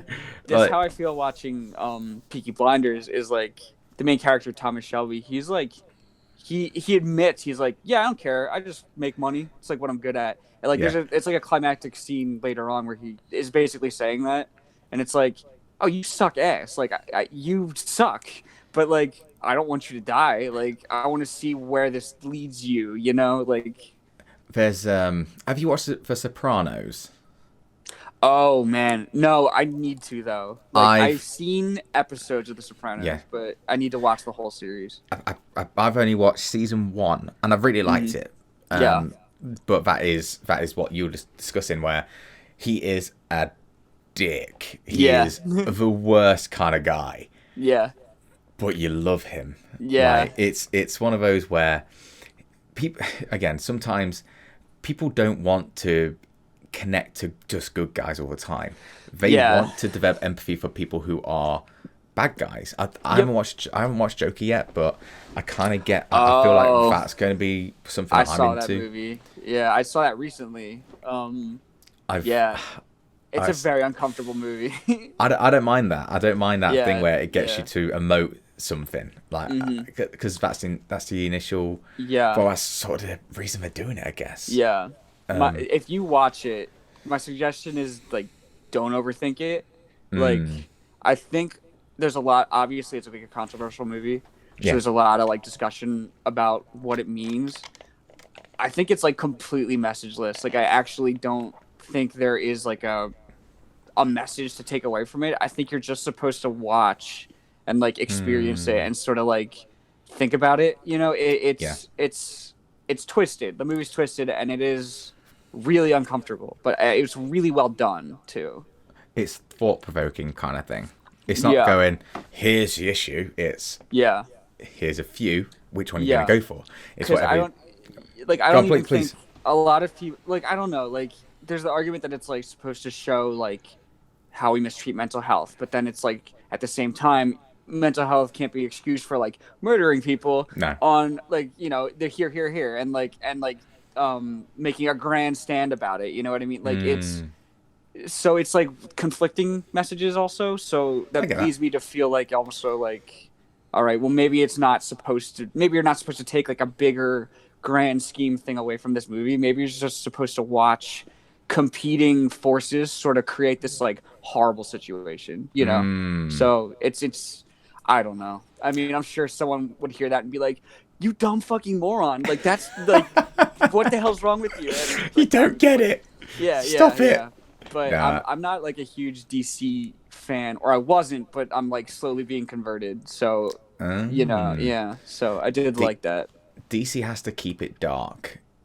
Like, in my opinion, like hero movies and stuff, if it's going to be... Sometimes, because Man of Steel is like dark, and I think Sorry, we got You're fine. You're fine on me. yeah, Yeah, you're fine now. But yeah, you just said Man of Steel.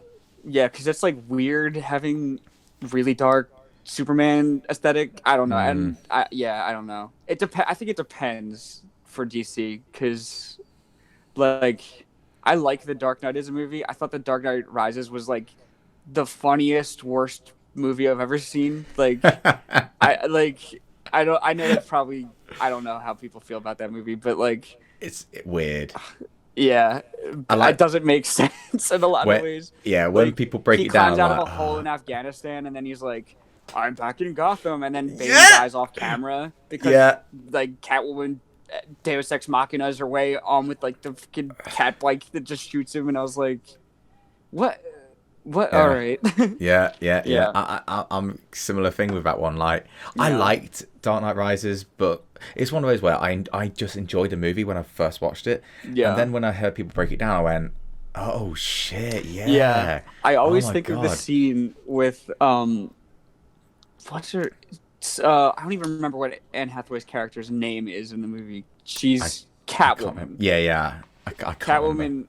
She's like dressed as like his butler or something, or like a maid, and then she's like trying to sneak in, and she's like looking around this room, and all of a sudden like an arrow flies past her head, and like sticks into this thing, and she freaks out, and then you see like Bruce Wayne like just like unleash the arrow, and I was like, what person would do this? Like, oh, look out, like, boom, I hope I don't miss. Like, it's that, then it's like, hang on, I swear Catwoman's supposed to have like really super senses and stuff like that. Like, you know, and it's like, oh no, you didn't hear this old guy limping and drawing a bow. Which makes a loud sound. Like, I mean, and she doesn't notice him. Like, oh, what is this weird indoor archery range?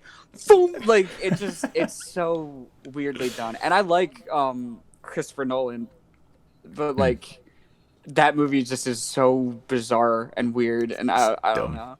It's just dumb. That's it. And it was also weird for me because I watched Dunkirk like 2 years ago when it came out. Yeah. Which was a Christopher Nolan movie. Oh, I think I lost you. I'm still here. Don't worry. Oh, okay. Yeah, I watched Dunkirk, which was another Christopher Nolan movie, and in that movie he has Tom Hardy and what the hell's his name? Cillian Murphy. Oh, right. Both in Bane and is he the Penguin in or the Scarecrow? I think Scarecrow. Yeah, Scarecrow. So they're both in it as like British soldiers. So it was like, but it's like shot like a Christopher Nolan movie, and so it felt like a weird AU to like The Dark Knight, and I was like, what the fuck is it? It's just so weird, you know? Yeah. It is weird when we tend to attach. I can't remember the actual term for it, where you say, no, you're not this character, you're Harry Potter. You're not this person, you're Harry Potter. Typecasting, yeah. But that happens so often. Yeah, and it's just because he uses them in like so many movies and Tom Hardy and Cillian Murphy are in Peaky Blinders. Yes. So I was like, what? It's just this weird crossing of the streams where I was like, I'm trying to get at like attachment to these characters, but I can't detach them from Bane and like Thomas Shelby, you know. Yeah. I'm trying to think of like movies where I enjoyed a movie but I didn't know any of the actors. I'm trying to think, because there are some. I think Stranger Things is one of them actually. Like, I'm trying to think of, like, I mean, you got Winona Ryder. Is that her name? Yes, but she is like great in twisted roles, sort of where she's in a twisted situation. So that makes like perfect sense for me, you know. I just prefer that kind of stuff where if you go into like Death Stranding is a celebration of actors. Oh, I lost. Sorry. It's okay. I think I lost you for. Tell me when I'm back. It's all good. Oh, there we go. You're saying Death Stranding is a celebration. Yes. So Death Stranding is a celebration of celebrity, and I like that. And I love Troy Baker. I think Troy Baker's fantastic. Yes. And so I'm looking forward to. I haven't met him in the game yet, but I'm looking forward to when I do. But sometimes I want to watch a movie, watch a program, play a game where I've never seen these actors before, actresses before, because I want to detach from that. If I know, dude, play Hellblade. I'm just kidding. One actor. But yeah, like that's Yeah. I think that sometimes goes against a game or a movie when, like you just said, you just recognize that person from every Yeah. and then sometimes you don't pay attention to the movie because you're trying to work out where else you've seen them from. Yeah. But So I will say, like, I really love, like, my favorite actors are people who easily detach from roles and become something else. Like for example, Joaquin Phoenix. Like, when I watched The Joker, I wasn't like, wow, Johnny Cash, like yeah, what are you killing yeah. these people for? You know what I mean? Like, or like you can watch Her, which is that like movie where he's dating the AI. Yes. And I don't see Joaquin Phoenix. I like see this like sad character. So I think it sucks when you do get typecast like Yeah. as something all the time. Like Rebel Wilson's always like, haha, look at me, I'm like funny and goofy, over here, like, and that sucks. But like when like Rooney Mara, who was like girl with the dragon tattoo, like she's also in Her. Like she can be so many different things too. Like I kind of like that in actors and actresses. Who's the? I think you froze again. It's okay. Tell me when I'm back. You're good. Cool. I was gonna say, who's that one actor who is in Guardians of the Galaxy? He's in Jurassic Park. It's I forgot his name. Oh. What's his name? I forgot. Guardians of the Galaxy in Jurassic Park. As in he's like the main, and he's in Jurassic Park 2. Jeff Goldblum? Jeff Goldblum, thank you. Okay, I went completely off my head. Yeah, I was about to say Ian Malcolm, like that. Jurassic Park. Yeah, Jeff Goldblum. But yeah, Jeff Goldblum is typecasted because no one wants him to play a character. They just want him to be Jeff Goldblum. Jeff Goldblum, totally. That's it. Because he has that sort of like whimsical, like sort of goofiness to him, and like he's like snarky, like he's flamboyant as fuck, and it's weird because if you can go into Jurassic Park, you can go into Guardians of the Galaxy, you can go into Friends. He's in an episode of Friends. Oh my god! and it's the exact same character. There's no difference. Maybe a few different lines, but on Independence Day, the exact same. Sorry, you are lagging bad. That's all right.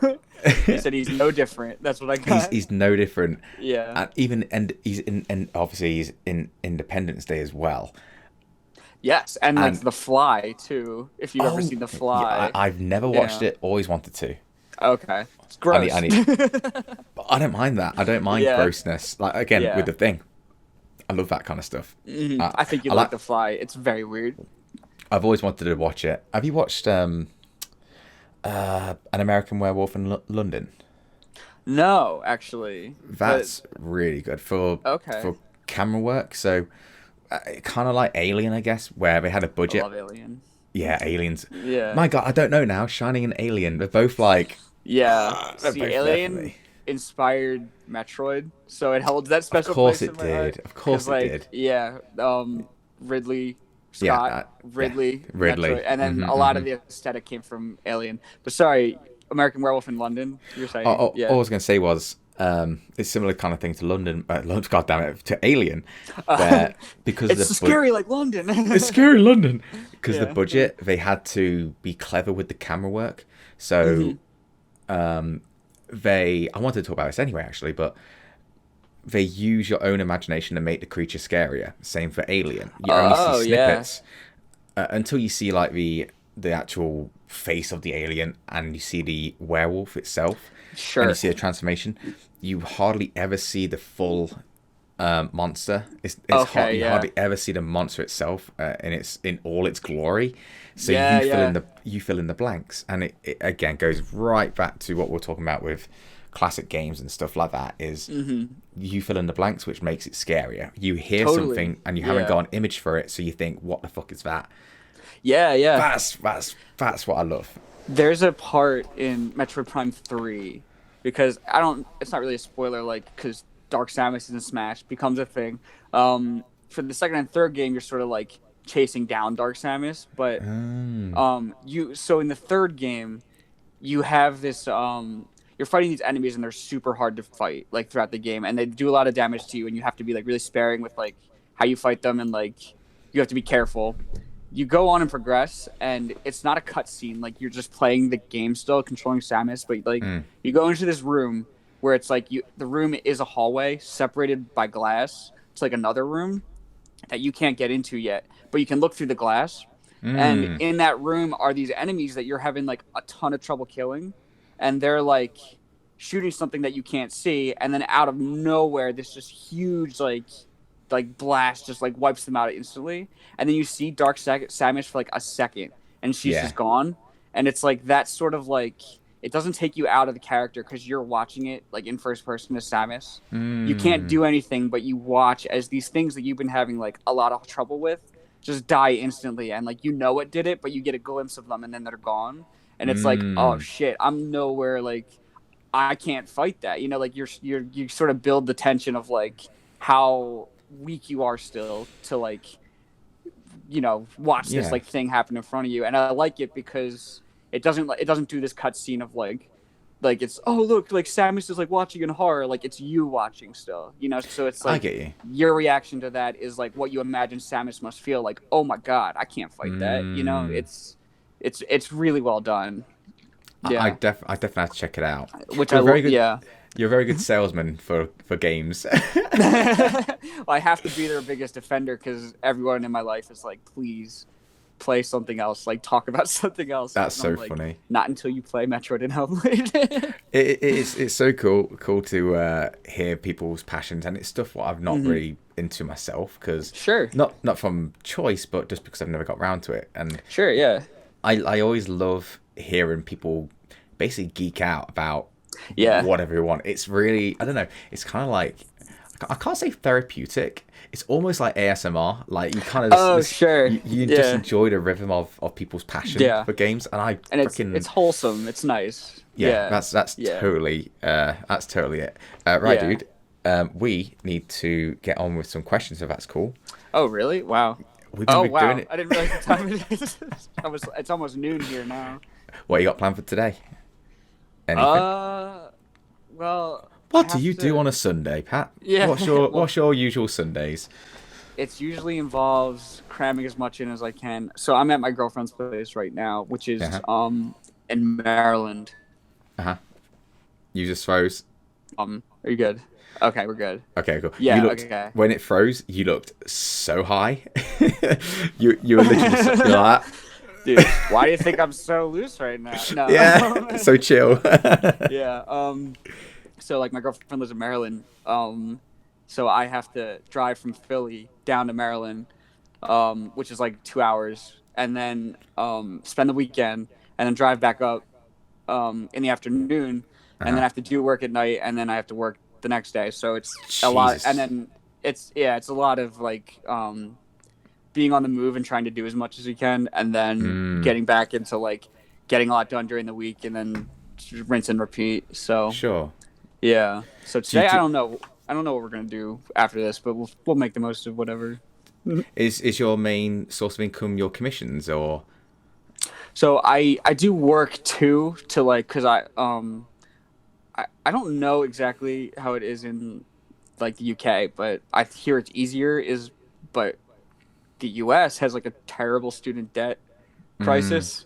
It's all over, mate. It's all over the place. Yeah. Okay. Yeah. So I went to college for 2 years to like a university. Like I went to community college, and I worked through it to save them, like to pay out of pocket, so I didn't have to take loans. But then for like university, you have to usually take on some debt. So right now I'm like, I'll work, and then I'll just feed money into like paying off that debt because I want to get rid of it as fast as possible. So do that during the day, and then I do like commissions and art and stuff sort of with my nights. Which is why my time is so regimented between like where do I fit in anything else, Yeah. Shit. So That's and then nuts. weekends I like to spend time with Rachel, who's my girlfriend. So like so it's hard to find free time because you want to make the most of the time. Yeah. So. I've honestly had to move a few things around my my personal life, because Mm-hmm. I stream, I'm going to eventually make videos, and I teach martial arts for a Yeah. living. And I That's saw my main source you of are income. engaged now too. Yeah, was Yeah. engaged. So. Well, I proposed to her in Christmas last year. You Oh, know, last year. Okay. the Yeah. cheesiest time to propose, apart from Nah, Valentine's Day. I love Christmas. I love it. Yeah, I So like that's it. right in line. We're getting married on Easter Sunday. We're not Ooh, okay. religious, but I was gonna no, say very, not very religious. Christian. It's very Christian, yeah, but we're not Yeah. religious at all. Yeah. But like, it'll be nice. Yeah. But just finding the balance for me and Emily as well. Like, just Sure. because I'll go teaching in different places, and I volunteer to teach in certain places. I'm like, Mm-hmm. do we need to do that anymore? I'd rather just spend some proper time with my Yeah. partner. And Yeah, and planning a wedding, because my friends have gotten married a lot in the past like 2 years, and I have like a lot more weddings coming up next year. A Yeah. lot of work to plan a wedding and a lot of time. Emily is doing everything. Okay. All I need to do is turn up and say yes. Or I do, whatever you want to call it. I gotta keep it straight. Turn up, say yes. Turn up, say yes. That's all you gotta do. That's all I Yeah. gotta do. But yeah, it's finding that balance and going Yeah. and figuring out what your passion is, and making sure you do pay the bills and stuff like Yup. that. It's a hard The thing. endless struggle. Yeah, it's hard Yeah. out there, man. And I think go on. I didn't. Yeah, sorry. It just like being on the back half of like my 20s now, because I'm like 26. Like most of my 20s have been spent trying to find that balance, and like it's kind of hard. But like that's why like with student debt, at least there's a lot of people who have it way worse than me. Like, and they're figuring it out. So like I'm just trying to get over it so I can move on to the next part of my life where like I don't have to spend all this money a month to like pay off school, when I graduated 4 years ago. Like I just kind of want to be able to focus and then like do what I'm passionate about and like spend time with the people I love and sort of just move on from there. So the dream, isn't it? Yeah. Financial freedom is such a priority, and it's one of those where people say like, oh, money doesn't make the world go around. It's like, nah, it does. It really does. Yeah. And or when people say money can't buy happiness, I'm like, I think studies actually show that money does equate to more happiness. So I think it's a certain amount, isn't it? I think, isn't it like when it's over a certain threshold, it's like that's when 75K. I think it is, when you stop worrying about money, which I do not make. So same here, buddy. Don't worry. I'm going to be stressed about it. But yeah, I mean, like I don't want it to get in the way of like coming down to do this, because I think that's important, or like passions too that you have, because you can't just be a machine. You're like a person, and you got to like sort of feed yourself creatively and with anything that makes you feel good, Totally. Because a lot of time is spent doing shit that you do not want to do. So no, that's the thing, isn't it? And the dream is to be able to do what you want, and through what you want to do, be able to provide and live a happier life. That's what everyone wants. And like sometimes you just got to embrace the grind of you need to do what you love, but also make sure the bills are paid. And hopefully you'll get to the point where your passion becomes your financial part as well. And takes time.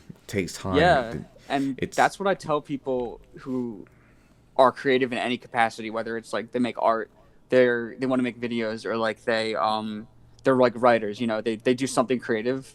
Like it's hard. Like I always try to tell people, like it is really hard, because you don't really understand or realize how much you have to consider until like you're forced to consider it, because like so you have to really sort of like understand that it's not going to be easy, but that means doubly you have to stay dedicated, because if you rely on like the fleeting motivation of like when that passion's going to hit, then it's going to become fewer and further between, because so much of like a lot of stuff during the day is just like sucks it out of you. So you have to sort of just be dedicated to it, because if you're doing it and you're still doing it at least, and you're working towards something, rather than like you're waiting for it and you're falling behind or like stuff like that. So you're just going to stick with it for sure, is what I've learned. Just getting that discipline is hard in the end. Same for me streaming. It's like, okay, I might be demotivated, but try and stick to this schedule as much as possible, because like and sometimes you'll start, you might not want to do it to start with, but when the moment you do start it, the passion starts to seep in, and then you get better and better and better. Yes, totally. It's like you start the ball rolling, as cheesy as that sounds. Yeah. But yeah, I think actually lean into a segue into the question. Yes, let's do that. yeah, it's all good. I think there's gonna be a few of the questions what are gonna be related to what you just said. So okay. That's the thing. That's the thing sometimes where we'll be talking about certain things during the podcast, but you're sort of answering the questions during the podcast. Sure. You know, just naturally. I hardly ever look at the actual questions until I ask them. Okay. I don't know why. I just prefer it. I try and ask them all. Yeah. But this is from Cool Maddie Draws because I said They're gonna be the first people. That's very sweet. Thingy.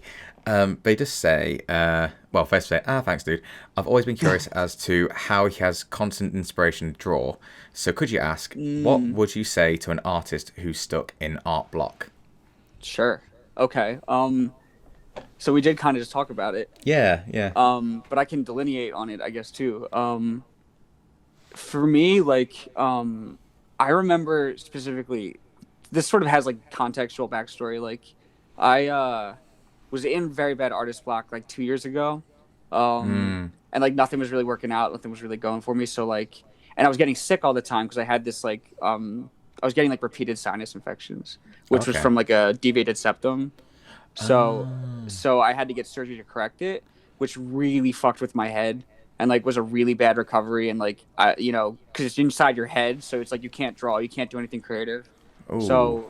So with that said, when I came back and was like, we have a lot of time sort of when you're in your bed alone to think, and like you're recovering, and then I realized like I can't it's hard to like be inspired all the time, but like when I can't do it, I miss it so much. So sort of like something about that clicked for me. So when I was better, is when I really started like digging down and was like, I'm going to focus on art, because it's like when I didn't have it, I was so much worse off, So like, even when I get frustrated with it, it's better to have it and be frustrated than to just like be unable to do it or like not do it at all. So I started doing this thing, which I learned from a Game Grumps episode a long time ago, where you do this thing called Don't Break the Chain, which is you print out like a calendar basically, and you just draw something once a day. Like it doesn't have to be a masterpiece. You don't have to do the Mona Lisa or anything, but like if you like sketch something, then you just mark a check on like a calendar. And that worked for me. I can't imagine it works for everybody, but like seeing that every day, like all of a sudden there's a month of days where I had like everything done and like everything was complete. And that felt really good, because I was like, oh, well, even if I don't feel like I'm doing something, like I can see that I've done something.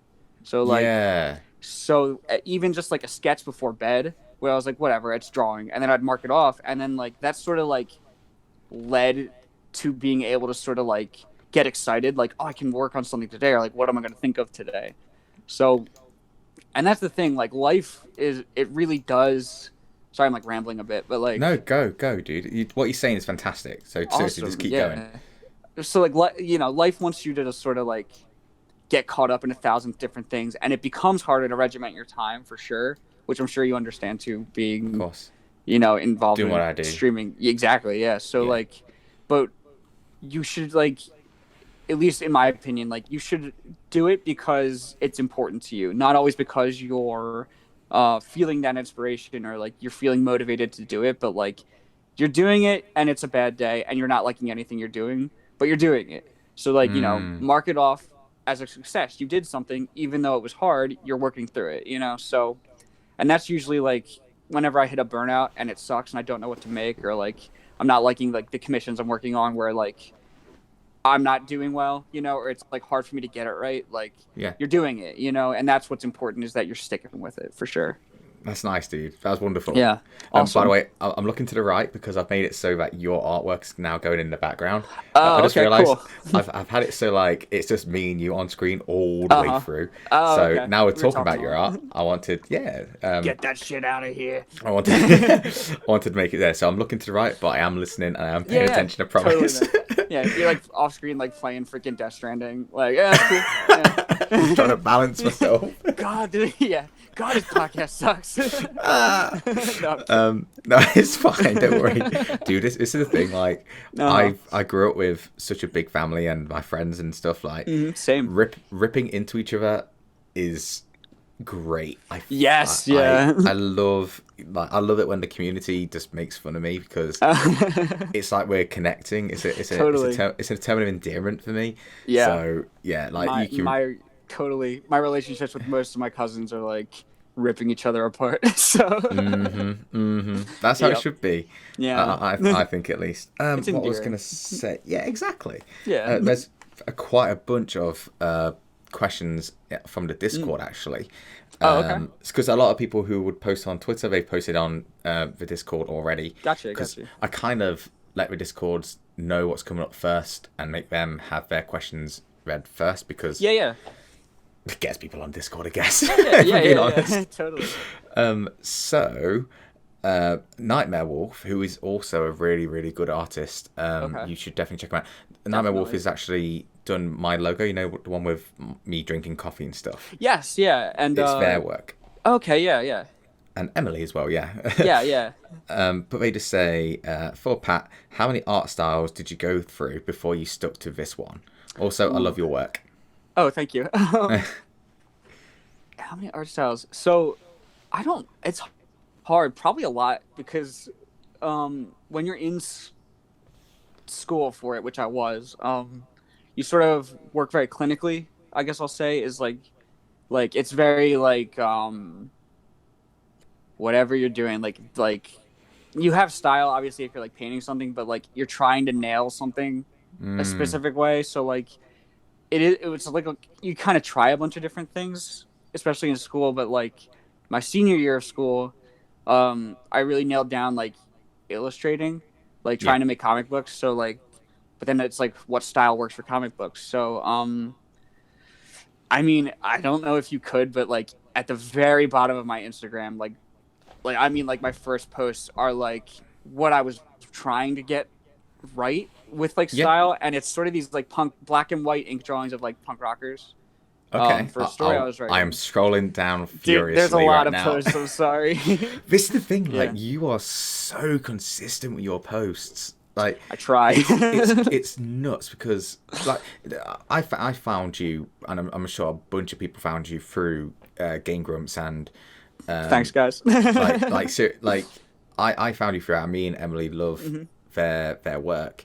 Yeah, but it's crazy that how quick you get through. I don't know if they send you anything like, oh, this is what it's all about. Then you make your art and then you post it. I don't know the thing, but like I don't know if you can even say anything. But like no. I mean, it kind of goes back to what I was saying before. Like when I was recovering from that surgery and like hitting art blocks. So kind of back to the first question, like they started their 10-minute power hour show. So like I just started doing it because I was like, okay, well at least this comes out every week. So, and I like this show, so I can just like do this because it'll keep me drawing and then practicing. And like a lot of, I think, self-improvement came from just doing something like that every week and like having something to measure against from like a week before. Yeah. And then they've just been kind enough to like be really cool and share it. So that's cool. Yeah. But yeah, I always like, I look forward to obviously. Actually, you know what's weird? I actually see your pieces, and who's the other person? I forgot. Shucharu. Yes. Yeah. I always see your posts, both of your posts, before I even watch the episode. Okay. Your post makes me go, "What the fuck's happening?" And then I watch it. Yeah. Same with his. His are crazy. Yeah, but yours is good. Yours are so good too. Yeah, thank you. You know, I'm trying to think which one I saw first. What made me go, "I like this shit." And awesome. You know what it might have been? If I remember rightly, on Instagram, I did it. I haven't done it for a while. Might have to do it again. I was doing like an artist shout out where I'm like, I like this person's art. Oh, cool. And I think I mentioned you, and I think you reached out to me and said, "Oh, thanks for that." I can't remember. Okay, yeah.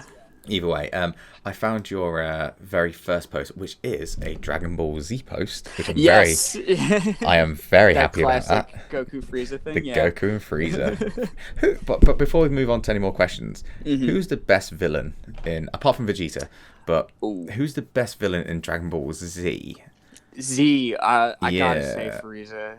I gotta say Frieza. See, I love the Cell Saga for Gohan because like Gohan's my favorite character. But there's something about Frieza as a character that I love. I love that he's just so insecure, and like, but he's just so fucking evil. Like, but he's such an insecure mess. Like, I kind of like that. Yeah, he is short. That's all it is. I feel for him. Yeah, and I watched Dragon Ball all the way through, which I love separately, but like I also like the Frieza stuff because it kind of see the peak of Goku's character like leading up to that, you know. So I kind of like that wrapped up together, but I love Dragon Ball. For some reason, I've always had like a soft spot for Boo.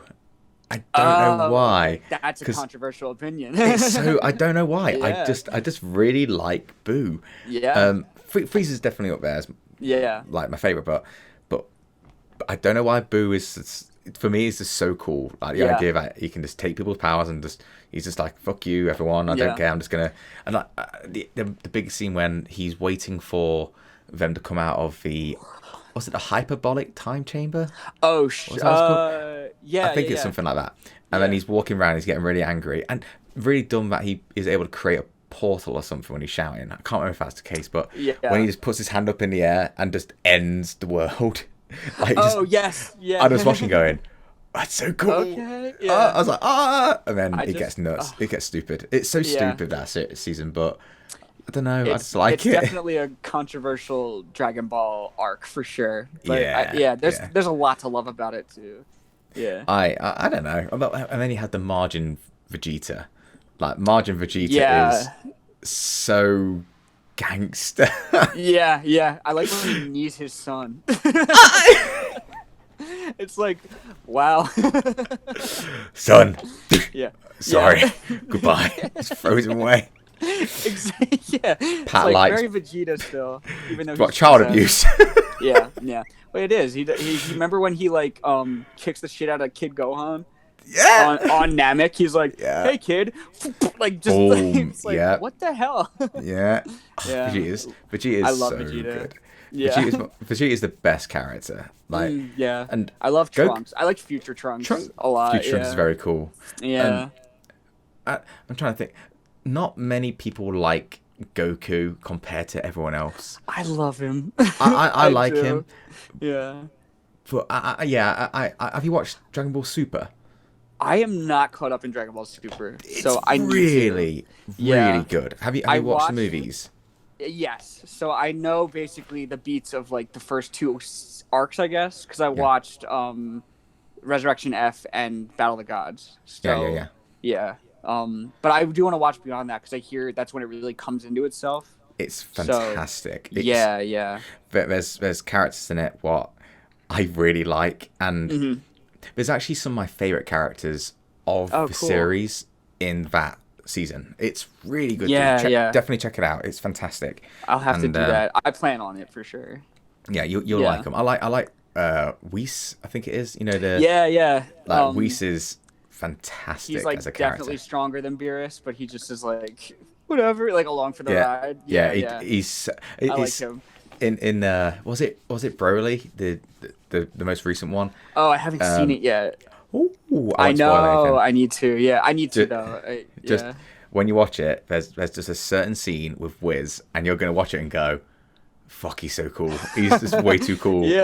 Wiz is up there for me. Yeah. Like, well, I love definitely. Actually, not to like hold this up, but I remember in the Resurrection F movie when Frieza destroys the world because Vegeta's like stuck in exposition mode, basically, like talking about it, and then they're like, "Oh God, we're like fucking dead. We lost." And Whis is like, "Oh, I can like turn back the time for like a minute if you want." And then they do it, and then like, but only Goku knows. So it was like, I actually love this moment because it's like the peak Goku Vegeta relationship. So it goes back to right when Vegeta's like talking shit to Frieza right before Frieza destroys the world, and Goku just jumps over Vegeta's shoulder and he's like, just like kills Frieza like right there. It's like Vegeta's so fucking pissed. Like it's like the peak Goku Vegeta stuff. Frieza in Broly, as in the most recent one. fantastic. You'll Yeah. Okay. definitely watch, and the animation in Broly is Spectacular, right? incredible. Yeah. There's certain I've heard that. yeah, there's certain techniques what we do in it, and I will not spoil anything, but Sure. certain techniques in it where you're just gonna, because you're a fucking artist, I'm not. Yeah. I'm a connoisseur of art, I guess. I Sure. like Yeah. art, Yeah. but watching it, you're just going, oh my god, Like, how I can't believe people made this. Yeah. Yeah. Like, That's how I felt watching Spider-Verse. yeah. I've Yeah. only just recently watched Spider-Verse, and it's the same Amazing. thing. It's incredible, and Yeah. yeah, you'll like it, dude. I think, yeah, that 100% movie's like watch it. ground zero for like a lot of artists. I think like in a few years we'll see a lot more stuff like that of like artists who were like inspired by that. But sorry, if you want to continue, I hope that answered the question too. I can't remember. I'm sorry. You spoke, but it's fine. Style, yeah. Yeah. Which bit did you want me to look at? Because you said I have to look at your early ones. Yeah. So there should be. Here, I'll try to scroll too, but there should be like a lot of black and white ink drawings of like punk rockers. Yeah. Yeah. So that was really the first time I was trying to really hone in on something. I think we're lagging. Yeah. We're good. I've still got you. I've still got you. Yeah. So I tried, like, that was the first attempt at me, like, sort of like, because I had a professor say to me, like, style is usually what you always find yourself doing, no matter what you try. So I started thinking of that. I sort of like drew a lot of like characters and like the sharp kind of edges. Yeah. And like I guess like the sharp kind of edges and sort of just like characteristics that you see there sort of were me trying to figure it out, and then trying to figure out how to transfer it to digital art.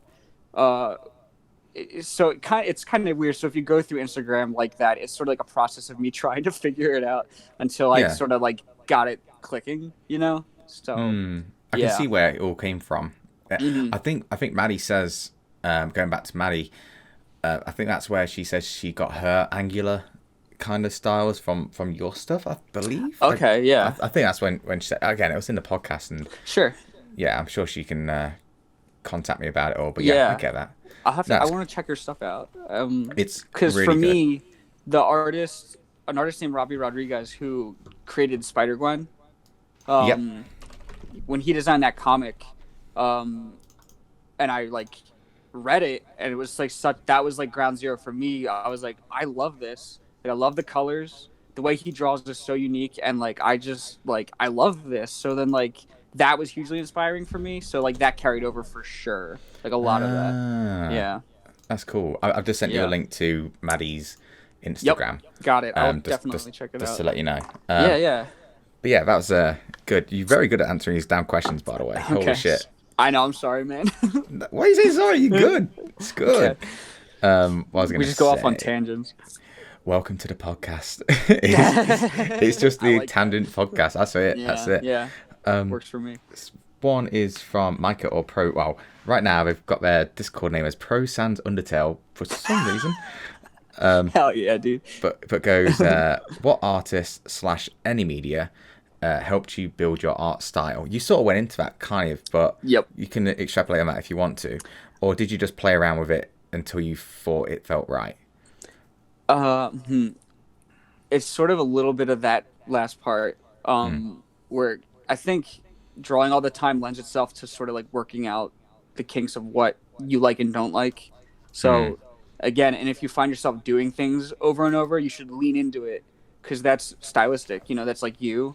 So I think like what we showed with like the ink drawings with like the punk rockers, that was sort of me really trying to focus in and drawing all the time on like, this is how I'm going to draw people or like represent people. Reading the Spider-Gwen comic, which was written by Jason Latour and then illustrated by Robbie Rodriguez, like that's something about looking at that clicked for me, where I was like, I like how these characters are drawn sort of differently. Like they're not just like cookie cutter looking like beautiful superhero people. They got a little grit to them. They kind of look, they have like an edge to like literally how they're drawn, and their colors are spectacular. So like trying to work that into what I was already working on was almost like, again, like ground zero for me, sort of like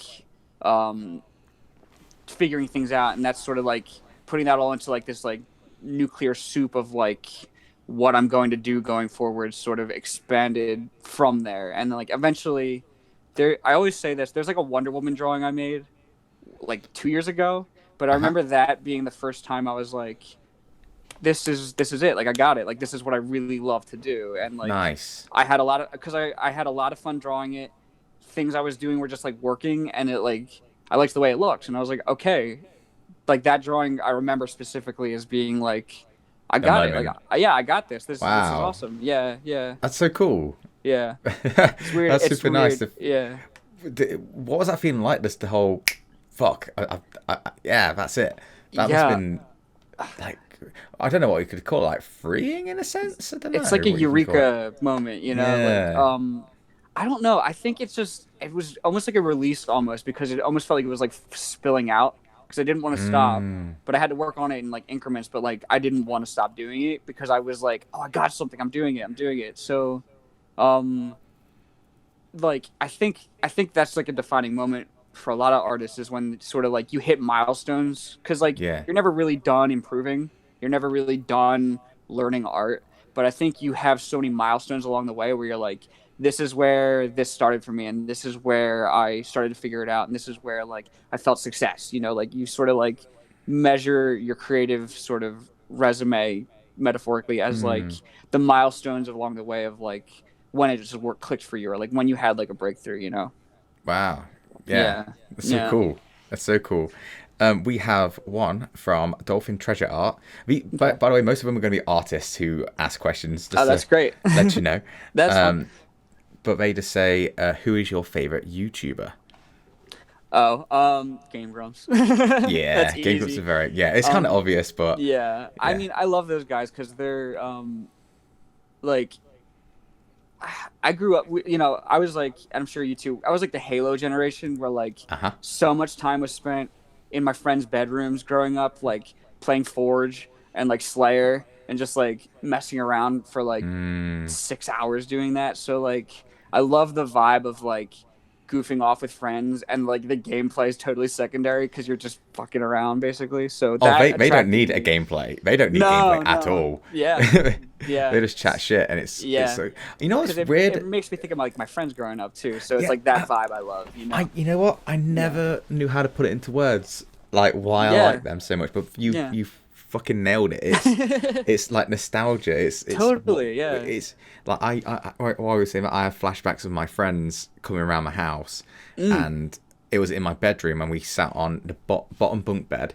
Yes, I had that too. Was it the one what could fold into a seat? Like you can have No, we didn't have that, but we had it was like a metal bed frame, basically. Yeah, it was metal, but it could fold up into a seat. Ooh, that's and up into a seat and down into a bed, but it would never fucking work. It'd always break. Oh, okay. Yeah. So one bit it was like we were sat like this, so we had to lean forward playing. Oh, great. Oh, yeah. And but you get back problems as a kid. Yeah, I specifically remember playing, oh my god, I remember playing, Medal of Honor Rising Sun. Yes! Oh my god. Dude. For hours. Oh my god, same. Hours. And Time Crisis 2, by the way. Yeah, yes. Time Crisis 2. But the bitch was, we only had one G-gun, as in G-Con gun, whatever it's called. Light gun. Yeah. A light gun. So because I was the host, I had the light gun. Yeah. And my friend had to use the controller. Completely different It's my house. I get the light gun. Yeah. I occasionally swapped over if I was feeling generous, but those two specific games, totally. Medal of Honor Rising Sun and Time Crisis 2. Yeah. That's... I love that you said Medal of Honor, because that was like the multiplayer game for my friends and I. Like we spend hours just dicking around doing that. The opening scene when it's flooding back to me. Yeah. Like when you're on the boat in and Pearl the Harbor. boat, Pearl Harbor, and you go up and you're like, oh my god, what's going on? Panic, and then all of a sudden you go onto the big turret guns and you just go, oh, and you just destroy everything. Yeah. It's so. Oh my god, I love that game, man. I played the shit out of that game with my friends. Yeah, hours and hours and hours.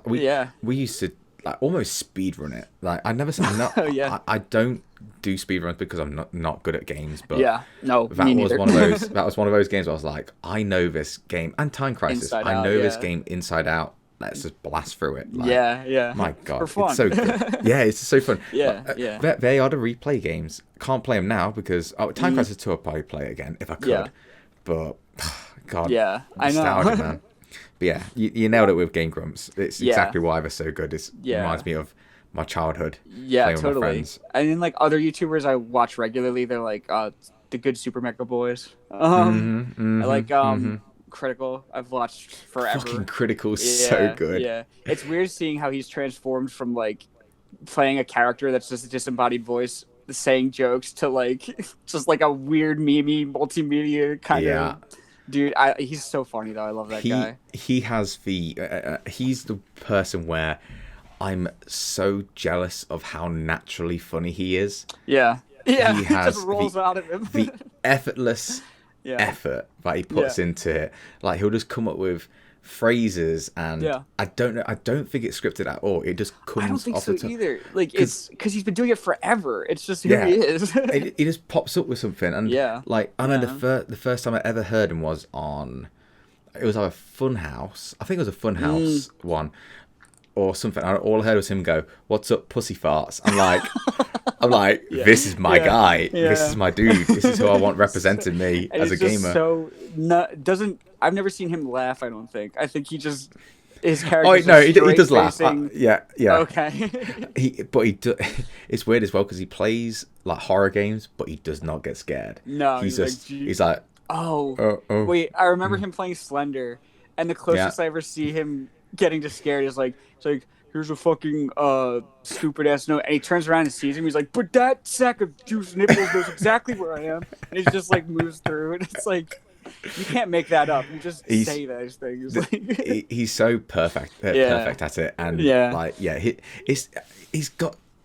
I hate it because he doesn't. He's not practiced. It's just him talking, and it's just fucking great. Yeah, It's honestly one of those where I'm like, oh man, if I could. Now, I could not do that because it's blatant. Like, no one can do, hey, what's up, pussy farts? Like, you can't do that. But it's like, just him. Like, it's just his thing. Yeah, and the thing is as well, he's really good at games. Like, he's incredible at FPS games.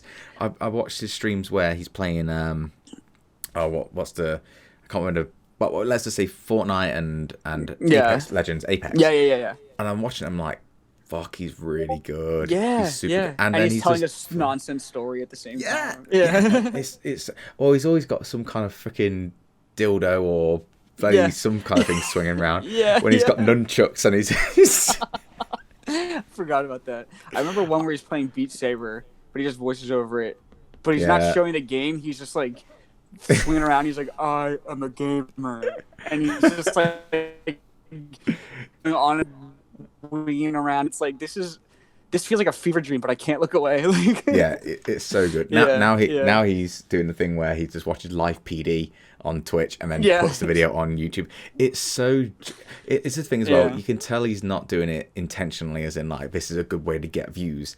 He's just really genuine. He's just a good guy. Like, you can tell that's how he is. Some way it works where people like it, you know, like he's the only person. He's the only person who can make that work.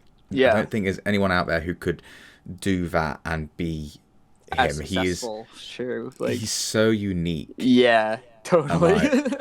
And the thing is, like, Emily watches him and and laughs and loves him as well. That's always a good thing, because most of the time, me and Emily, we're not different. We have very similar tastes in certain things, but when it comes to humor, a lot of things like I like and she doesn't like, and with Critical, it's like just perfectly in between. Totally. Damn, he's so good. He's so good. Yeah, he's the man. Shout out to Critical. God damn. Yeah. This one is from Jade Hitachin, and they say, "Do you have a dream collaboration, as in art collaboration?" Oh wow. That's a good question. Yeah, I really have to think about that, because I look up to so many people, and I know so many creative people too that inspire me. So like, okay, so it'll be like a two-part answer, I guess. For collaboration, I would love to do something with Robbie Rodriguez. whether it's like he inks something in that color or vice versa. Like I would just love to do something like that because I mean he continues to just blow me away whenever he posts something. So that would be amazing. I would love to meet him too because I think he's based in New York, but New York's massive, even though it's not that far from Philly. So it's like the chance of you actually meeting someone in New York is very hard. So because it's so dense. Yeah, it's ridiculous. But if I was going to collaborate with like another creative person, I would love to work with Game Grumps in some capacity of just like designing something for fun. Yeah. You know? Yeah. So, Yeah. Yeah, but I mean, I would love to work with like a lot of people. It's hard to say one or the other. Yeah, for sure. I think if you ever were able to, if I ever seen you work with Game Grumps, I'd be like, yeah, Pat, good for you, man. That was so cool if you ever got that. Who knows? I've only just watched, I'm just going through your work. I've only just finished watching Neo Genesis. Oh my god. And like Evangelion. It is the most depressing anime ever. Yeah. That anime messed me up for the rest of my life.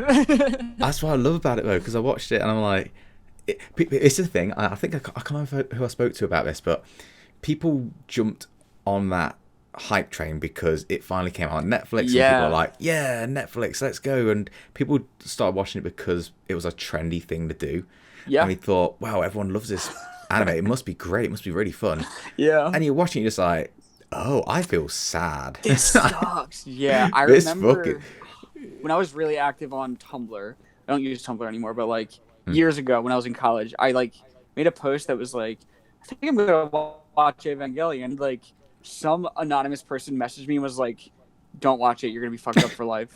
And I was like, whatever, anonymous person. And then I watched it, and now I'm fucked up for life. So whoever that person is out there, yeah, shout out to you. I'm sorry I didn't listen to you. Yeah. They warned you, dude. Yeah, I like that though, because it doesn't have. Okay, not spoiling anything. I'm just gonna say. Yeah, you should not spoil that show. It doesn't have to always be a happy ending. No. And when people I say filmmakers, creators, directors, writers, whatever, go for the not as safe path. Yeah. Like not the wrapped in a happy bow kind of shit. I respect the hell out of that. Totally. Especially with the context of like, I don't know how much you like looked into like the creation of that show or like how much you know about like Hideki Anno. It was a budgeting issue, wasn't it, at the end? It was a budgeting issue. I don't want to spoil anything, but I think it's episode 18 where it ends with like Misato yelling for Shinji. Yeah. And then like he just screams and the screen goes black. Yeah. So that episode, this might be rumor and conjecture, but I generally think from what I've read that they were told to like revise that to not make it so disturbing. And they were having budget issues at the time already, so they went with it. And then instead of canceling the show, they just like took a bigger budget cut. So that's why the rest of the show becomes sort of like reliant on the tension built in like still frames or like actual hand drawn stuff. Yeah, there was loads of that in the end, wasn't there? Still frames. I remember that was really jaunty, and I was like, hang on a second. What's going on here? Yeah, and it was them trying to build that sort of like weird tension in with a minimal amount of money. So but then when did you watch the end of Evangelion? I have, yes. So when they had a budget a year and a half later because the show did really well, and then they made that shit, and that was like, oh my god! I just didn't get. Like, I was just sat there going, yeah, sure. So the thing why that movie is the way it is because Hideki Anno, who made the original ending, because you know how it ends, and that's like very controversial. Yeah, people hated it. Hated it. Yeah, and they like vandalized the Gainax studio. They sent death threats to Hideki Anno and like the staff and animators. So he was like, "All right, you want an actually ending? This is what you wanted, right?" And that's what he made.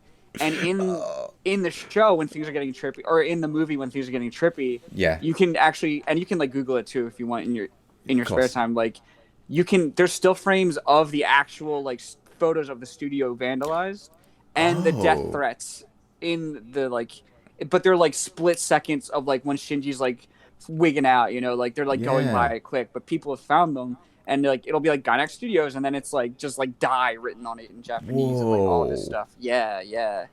I'm actually having like flashbacks to those moments. Yeah, I remember looking at that going, huh. I just thought it was just kind of cut and paste things, kind of things you find on Google. Like, oh, I'm just going to put this in and cause it looks weird and stuff. But to have that context, that's nuts. Yeah, so it's like almost critiqued as like, well, is this how?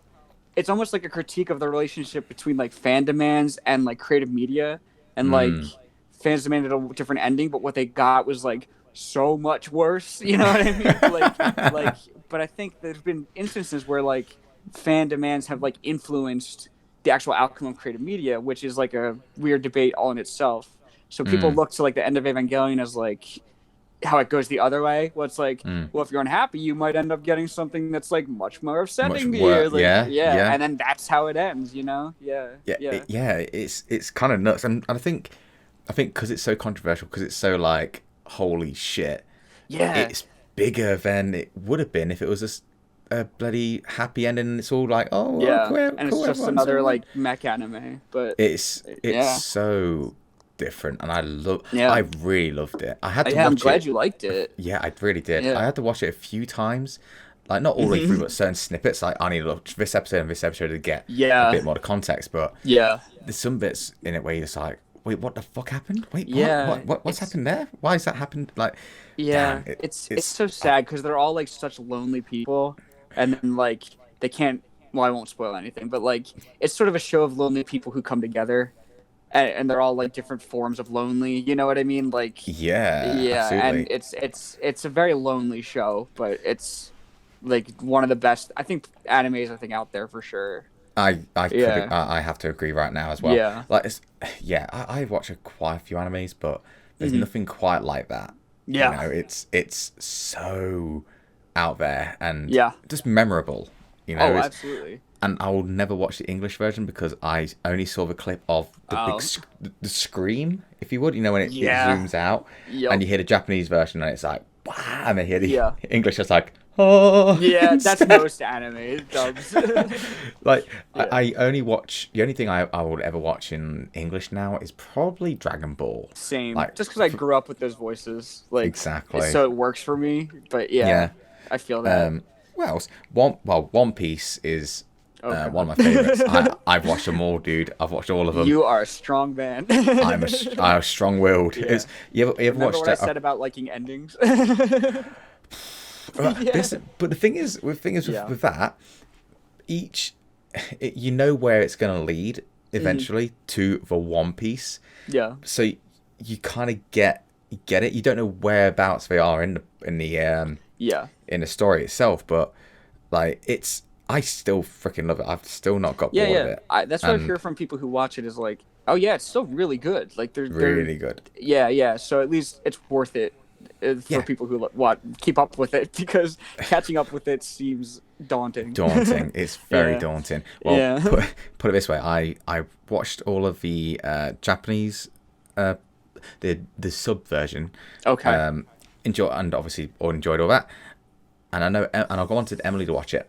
So I got her to start watching it from the very first episode, but I watched it in dubbed version. So, and there's like 600 episodes of that in the dubbed and 900 in the subbed. So I've seen it a few times. She did, yeah. We didn't watch anything.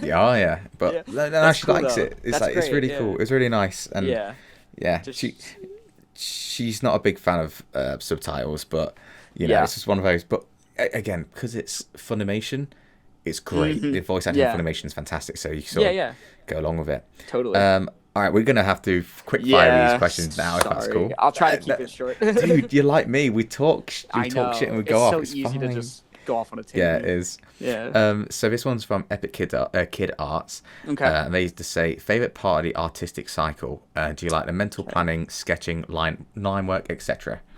Gotcha. I like love and hate line work equally. Like, so like it takes the longest because it's so easy to make something look wrong with line work. Like you really have to sort of like, it's a lot of like line, undo, line, undo, line, undo, and any digital artist will go through that. But I think a lot of character comes out in your line work. Like that's really sort of like you're almost like the language you speak as an artist. I think comes out in how you sort of like characterize a character through the lining of them. So definitely the line work, even though it's like the longest part. Ironically, it takes longer than coloring for me because once I start coloring, I'm like, I love this. This was fun, but like lining something can take really long because it has to like look a certain way. I guess I don't know, or you like see it a certain way, so you want it to kind of like at least the skeleton of it to look good before you start throwing color on there. Yeah. That's interesting. Yeah. People, I've heard so many people just say like line art fucking sucks because it's such a hit and miss. Like they get a sketch. Important, though. Yeah, of course. Yeah. I know Space Jelly Beans. They're very proud. I think they say that that's their favorite. Not their. I don't know if it's their favorite bit, but the thing that they feel like they're the best at is their line art. Yeah. Like really clean work. What we do, and I like that. This one is from a Dingo Hunter. For some reason, people in my Discord have been putting a lot of Undertale names because right now their names are Sans. I'm like, I'm not going to say I'm not going to say you're Sans. All right, Sans is saying this is from today. Sans Undertale, and then we just die. It's like, okay, cool. They just say, what's your favorite thing to do when you're not busy with work and finals due? Don't worry about it. That's what I'm talking about theirs. But when you're not busy, what's your favorite thing to do? Watch hockey. I love hockey. You know what? I've never watched hockey. I would love to. Yeah, I don't think it's popular in the UK at all. It's popular in countries like Sweden and like Russia and like Finland. I don't know. I don't want to talk about hockey for like a half hour, but especially with like Philadelphia, where I'm from, like the team, the Flyers, has like a really interesting history in the city, and then like they used to be known for like beating the shit out of people, like so like there was I'm not gonna go off on this, but like so that's kind of like it, and Philly's kind of has a reputation for being like rough. Oh, you're fuck you know what I mean? Like, to everybody, because it's sandwiched between like Washington D.C. and New York, which are like huge important areas, and like they're just kind of like the misfits in between. So like there's a complex. So to get a team where they were just like kicking the shit out of people sort of like made like a reputation for them, and like they don't do that anymore. Like that's not part of the game really.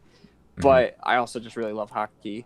So that's cool. Yeah, so I do that in my spare time, or I like to go like on like hikes and stuff, or nice. Yeah, like nature. I like to be outside a lot because when you're an artist or like a streamer or something, you spend a lot of time inside.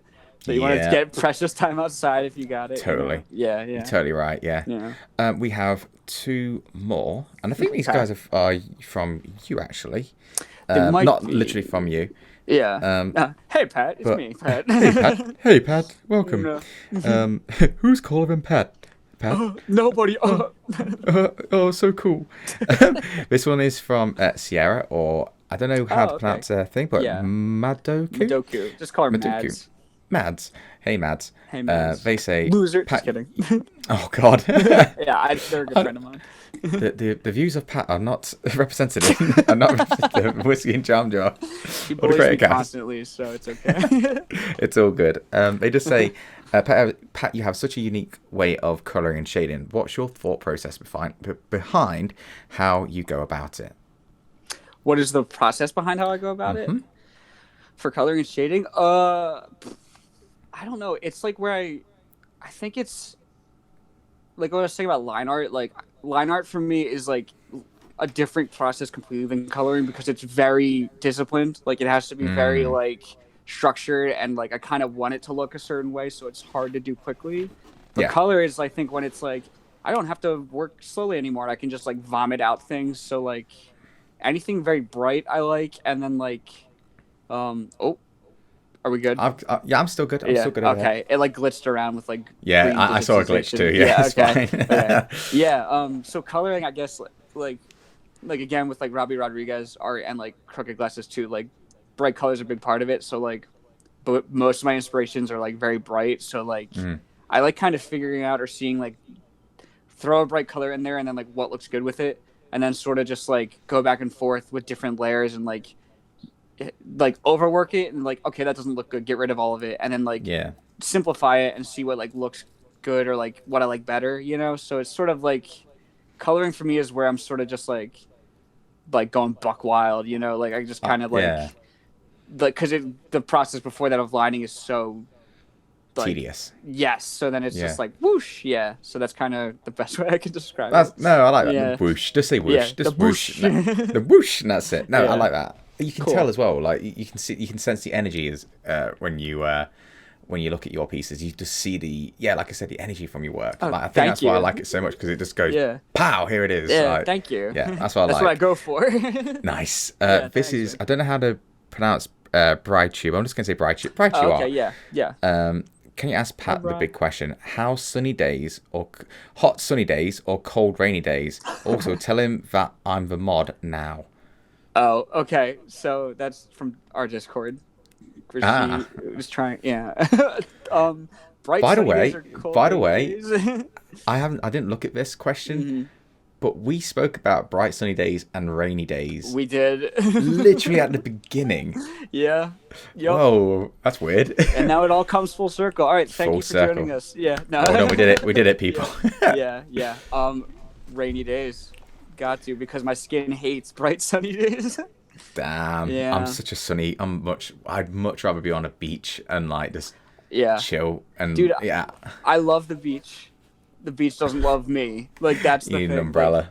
Like well, living in Philly, yes, actually, because like we live. Philly's so close to Jersey, which is like the closest beach, so it's very easy to go. So I go all the time. But like the sunburns I've had have like, if I'm on the beach, I'm like under the umbrella, like I love this, you know. SPF 100. I'm no chances. Oh god. But I love it. That's amazing. I can function as a normal person when it's like, oh, there's no sun out today. Like I can go outside and not worry about it. Yeah.